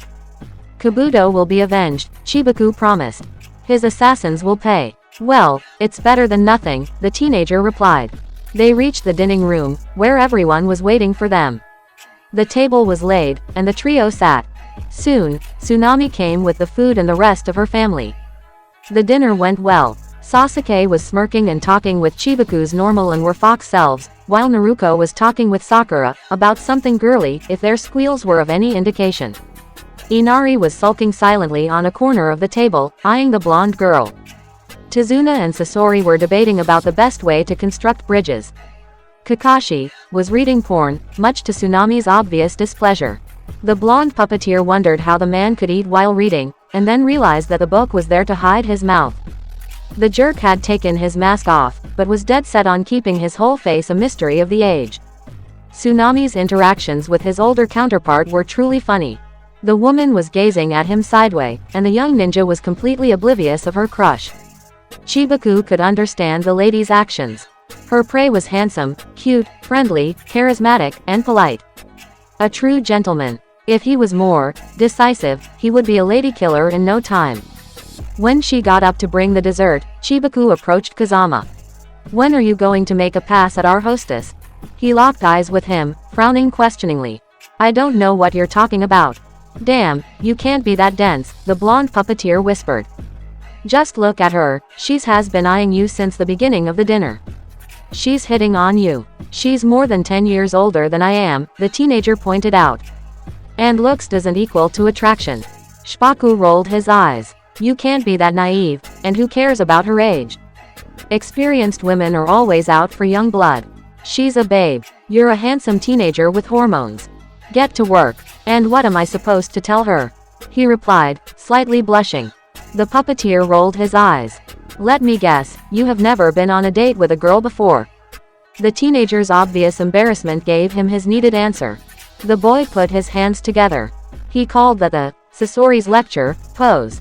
Compliment her. Praise her courage, her looks, whatever. Not too much, but enough to flatter her. Ask questions about her personally, show interest in her. Believe me, these tricks always work. "And may I ask, how do you know that?" Chibaku grinned sheepishly. "Well, one of Sasori's agents detailed them to me, after his last researches, if you see what I mean. It was the worst day in my entire life, the day you developed a perverted streak." "I already told you, I'm not a pervert." The tailed beast snorted. Still in denial, as I see. Ignoring the creature, the blonde puppeteer noticed Tsunami returning, and stared at his counterpart. "Make me proud. Make us all proud. What are you talking about?" the woman asked as she sat beside Kazama, giving him her best smile. "Well, we were talking about you," the puppeteer interrupted the teenager. "Kazama-san was amazed by your cooking skills." "Really?" she asked, raising her eyebrows. "Yes," Naruto's double nodded vehemently. "I really like it. In fact, I wonder where you learned to prepare these wonderful meals." Tsunami reddened at the compliment. "It is natural, but I think I began to." And the conversation continued, much to Chibaku's amusement. While he knew Tsunami won't score with the teenager, since they would probably leave this world soon, it was still fun to see that attraction could blossom everywhere, even if it was temporary. He quickly noticed someone else observing the scene. Hidden behind his Ika Ika book, Kakashi Hatake was eyeing the pair with interest. Chibaku approached him. "Happy of what you see?" The Junin sniffed. "Youngsters grow up so fast nowadays. It's like an adaptation of a scene from Ika Ika." "That smut?" the puppeteer asked. "Life doesn't work like that. They won't go from flirting to get to bed in one night. It's a slow process, guy." "I know," he said. "I did date a girl before, someone called Rin. I even considered marrying her. What happened? An old enemy of mine murdered her to break me down." The statement was laced with a faint taint of sadness. "Her death is one of the many failures in my life." "I see," the puppeteer said lamely. "Sorry to have reopened an old wound." "You couldn't know," he replied reassuringly. "I only hope you and your friends won't suffer as I had." "We're a band of outcasts, with varying consequences," Chibaku stated. "We have all experienced pain. That's what made us strong." "Kitsune's case blows this reasoning up," Kakashi said. "Pain always breaks. How you reconstruct yourself after hardships is what truly matters. Some people became better persons after suffering, some go mad, some abandon morality for a destructive lifestyle, and some never fully recover. I'm a typical example of the last category." He eyed the werfox in human form. "Friends are here to help with this reconstruction. If you hadn't come to his help, he might have evolved into a monster." That's why we will always be there for him, Chibaku declared. The man nodded. It's strange to talk psychology at a dinner. Yes, the boy replied, as he began to eat again. Let's return to the R2 lovebirds, I have an idea to help him subtly. The Junin stared at him questioningly, and Chibaku explained him his plan. The normal. And then I punched him in the jaws, Sasuke explained. After he fell, I kicked him in the balls so hard that his grandchildren must have felt it. But then I rose up and gave him a good headbutt in the torso, Naruto continued, explaining how his first fight with Sasuke went. Then, the battle evolved into a savage brawl. I don't even remember how we ended bruised on the ground, but we did, the Uchiha said, as he drank another glass. After that, we connected, or something. You mean, you became friends? Kitsune asked. Yep, Naruto said. We took the habitude of hanging out together. Mostly to train, but sometimes to eat or to do other activities. He smirked. In fact, I was the only guy willing to pass the day with him. Yeah, I needed a punching bag, and I found one. How could I have wasted it? The Uchiha deadpanned. That, and you weren't allowed fangirl. He scowled. You can't know how much I hate these creatures. Hey, I had some back in the academy, the blonde boy pointed out. But they abandoned you once you graduated. They're still after me. Say that to Hinata, he replied. Man, she's stalking me, and it is creepy. Sasuke snorted, and Kitsune seemed to stiffen. Naruto eyed him. Did I say something wrong? He shook his head. No, it's bad to lie, the genin replied. What's the problem? He seemed really uncomfortable with the question. A friend of I was called Hinata. Was. The two ninjas blinked. Is she dead? Yes, the strange boy muttered. I don't want to talk about it. At that moment, Naruto felt a string of sympathy for the boy. Having been an orphan, he knew how much friends were precious. He didn't know what he would act if Sasuke ever died, but he had the feeling it wouldn't be pretty. The Uchiha gazed at Kitsune with a nostalgic look. It's a thing we have in common. He joined his fingers together. Naruto recognized the gesture. The I must avenge my clan pose. I have, too, lost people close to me. The young boy nodded, before smiling sadly. At least they continue to live, within our hearts. Yes, the Uchiha replied. They're always with us. Always. The traveler, Kazama. I must say, Kazama-san, Tsunami began, that I still don't understand why you're helping the land of waves.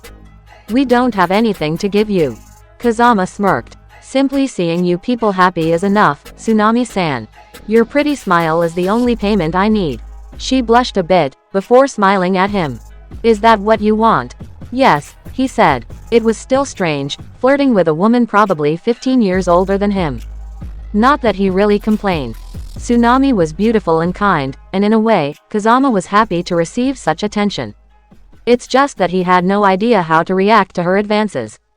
His only romantic interactions with the other gender were with Sakura, who generally punched him as soon as he opened his mouth. Now that someone seemed genuinely interested in him. Kazama-san, Tsunami whispered. How old are you? Crap. 18, he lied. In fact, he was 16, but really looked older than he was. He didn't know how Tsunami would react if she learned she was hitting on a minor. She simply nodded, believing him. Just what I expected. And you? He asked. 29, Tsunami answered. She was younger than Kazama had expected. It's not really polite to ask a lady her age. It's just that you look in your early 20s, the teenager replied. Thank you, she smiled. Are you hitting on me, by the way?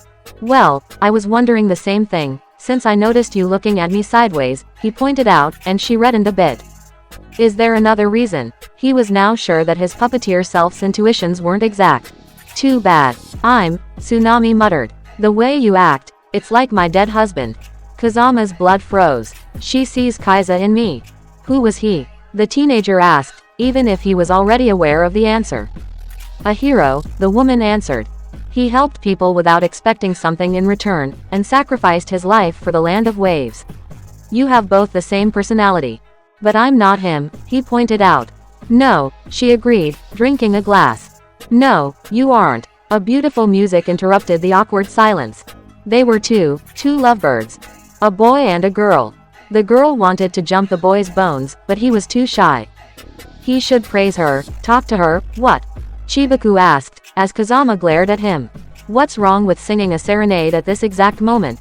Kakashi nodded, continuing playing banjo. Wait, how did he get one in the first place? The teenager wondered. It's free speech. It's totally not a subtle and highly efficient plot to help you woo a girl far older than you, Kazama-san.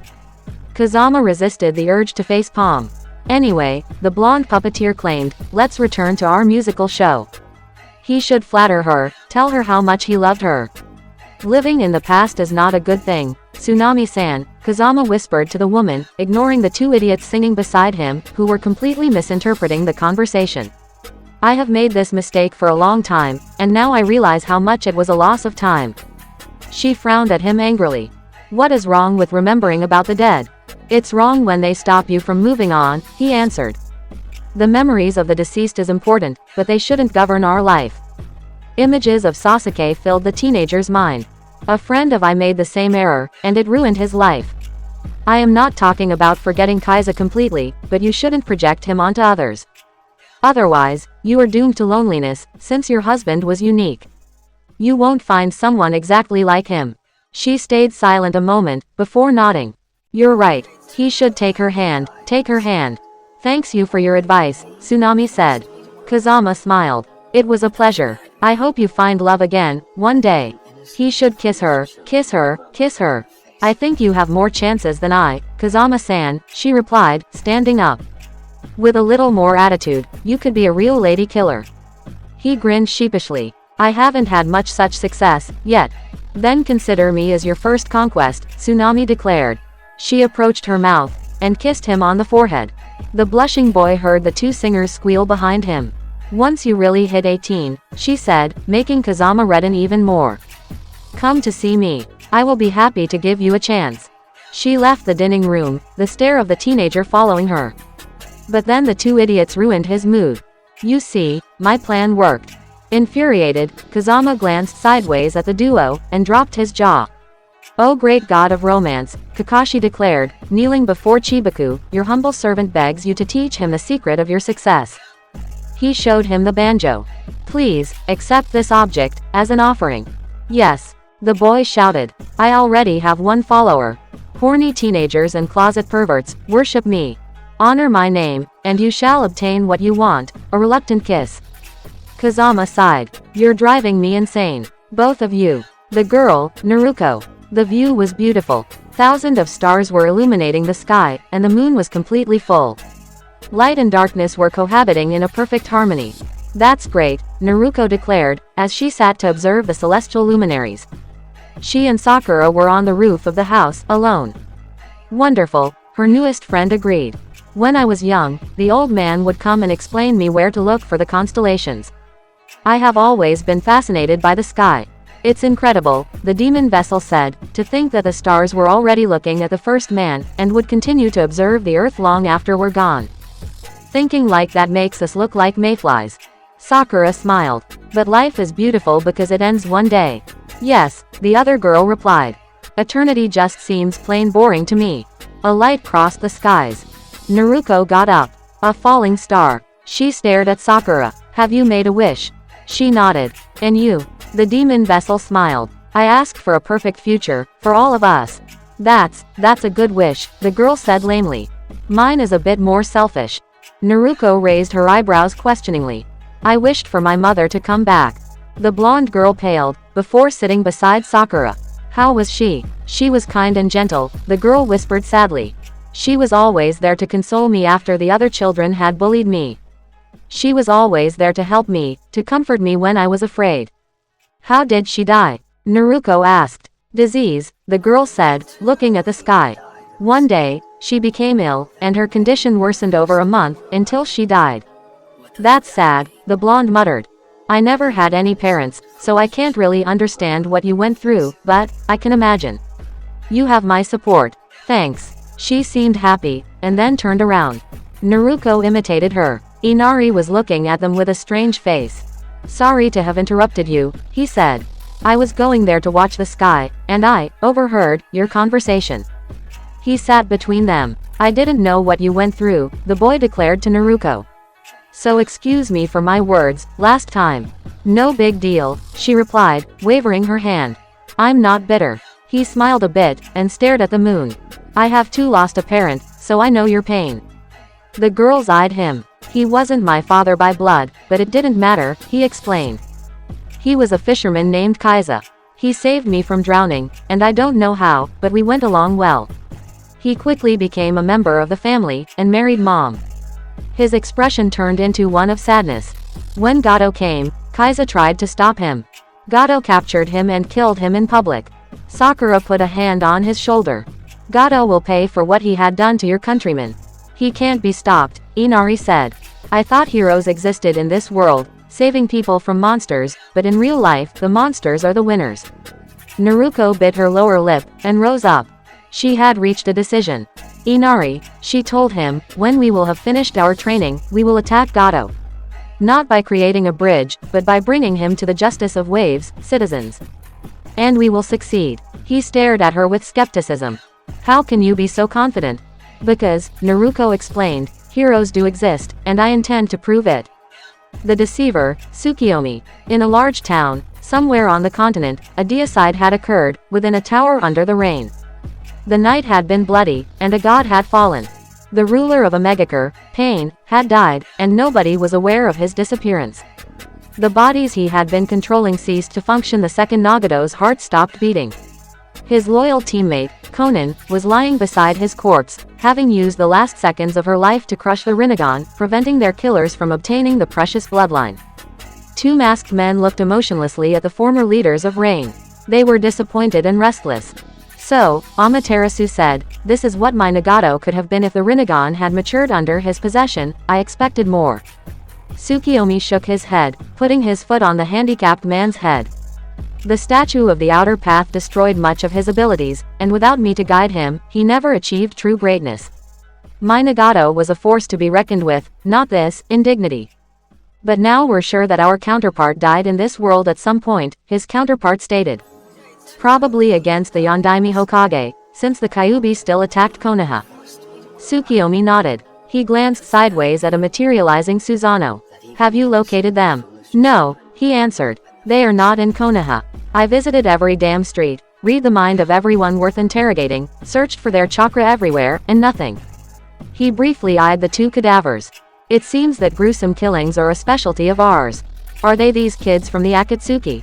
Yes, Tsukiyomi confirmed. Yahiko died in this world, and the duo took over a megacure after killing Hanzo. We tried to speak with them, and once they answered our questions and refused our propositions of alliance, a fight erupted, which they lost. I see, Susanoo whispered. What about our counterpart? They never met him, Amaterasu explained. We didn't sense him warping space, because, well, he's probably dead. Since these two confirmed the attack of the Kyuubi, then it was probably against the Yondaime Hokage. The fallen Uchiha blinked. A pity. But it was expected. This man was the only ninja strong enough to rival us after the Shadaime's death. You said they refused an alliance. Tsukiyomi chuckled. They were uninterested. Of course, when we decided that a second set of Rinnegan was too precious to be wasted, we attacked, but that chick, he eyed Konan, destroyed the eyes before we could extract them. Unfortunately, they hadn't gathered the criminal Akatsuki yet, so we do not have any servant to recruit. Susanoo snorted. So our problems are still the same. We're only 3, and we have no idea where our targets are. Until the traveler uses his power to alter space, we can't track him down. Amaterasu nodded. If only we had spies, he trailed off. Suddenly, an idea came to Tsukiyomi's mind. The Uchiha stared at a window, where he could see the clouded skies. The rain was falling, crying over the world's eternal suffering. The heavens were mourning their messiah. I almost forgot how much the rain loved this country, he whispered. It is washing away mankind's sins, Susanoo said, eyeing the sky. Rivers of blood will be purified, before the battle begins anew. But no matter how much heavens will cry, Amaterasu declared, staring at the clouds too, war will never end. Conflict is the essence of humanity, the primal instinct, that exists within all of us. Tsukiyomi chuckled. Be wary, Hashirama must be glaring at you from the afterlife. He was a great man, the warrior said. He had a conviction and the will to defend it, even if it turned out to be false. Peace is an illusion, as man can only strive through war and competition. Explain, Tsukiyomi asked. People have desires. They want to eat, they want pleasures, riches or power. But there isn't enough resources on this earth to satisfy everyone. So men have to compete for them. The winners are the strongest, the most cunning, the most determined, and they improve humanity as a whole, by culling the weak. The deceiver observed him for a moment. It's a thing we do not agree on. Then in what do you believe? In inequality, he declared. People follow a herd mentality. They obey because they fear what they don't control. They try to stop the future, to stop change. The masses only live to lift up the few exceptional men or women that decide to make their own choices. You, me, the Shadaime, Naruto Uzumaki, we are all exceptional, because we resisted the tyranny of the many and struggled to shape the world into our image. But there is so many obstacles, so many talents are wasted because they don't have proper guides. That's why prodigies should help each other, instead of competing. Enslaving the many will give us the resources we need, and peace will finally be achieved under the rule of the few. Amaterasu chuckled, before looking at Susanoo. And you? I believe in fate, the ninja with the Rinnegan replied. I believe that man does not control his future, and that our destiny is decided at birth. History repeats itself, like an endless cycle, and multiple prophecies have been realized. The Uchiha's fate is to destroy the Senju, and I will accomplish it. Izuna prophesied I would bring forth an everlasting peace and a true utopia, a world where those destined to rule will shape a golden age, and that future, I promised to realize it on my brother's deathbed. An uneasy silence filled the room. Izuna, I wonder if in one alternate universe, our counterpart saved him from the claws of death, Amaterasu whispered. I hope to see him again one day, Tsukiyomi declared. In this world or in the next. With the Uzumaki's help, Susanoo said, this hope can become a reality. Yes, the deceiver replied, looking at the clouds that would help them locate Uzumaki Naruto. We will see Izuna again, and realize his dreams, even if we have to burn the world trying.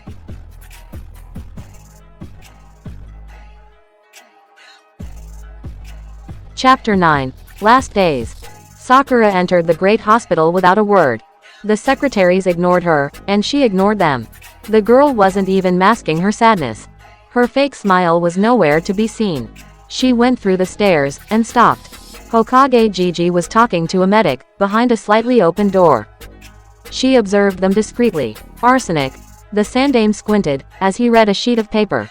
She has been poisoned. The doctor nodded. We've found traces of toxic substances in her bloodstream. The diagnostic shows that the patient has, unknowingly, absorbed small doses of various chemical agents over a long period of time, probably through her food. The old man closed his eyes. So it's an assassination. Yes, her daughter was probably targeted as well, but we think her accelerated healing gave her immunity to most poisons, saving her life. The Sandaime frowned gravely. I will have my forces investigate. This crime cannot stay unpunished. Sakura didn't listen anymore. She continued to walk through the white corridors, until she reached her mother's room. The girl opened the door silently. Mom, she whispered. I'm back. No response. Sakura approached the bed, where her mother Saya was resting. The woman looked at her, with an empty gaze. Her hair were now white, and she seemed to as old as the Hokage. Sakura, she lifted her hand. The girl smiled, and took it. I am here, Mom. I will always be with you. Sakura, the sufferer trailed off. Am I a good mother? Yes, her daughter answered with tears in her eyes. The woman seemed partially sane, and the girl wondered how long it would last. The madness had claimed her for weeks, and Sakura hoped she would recover one day.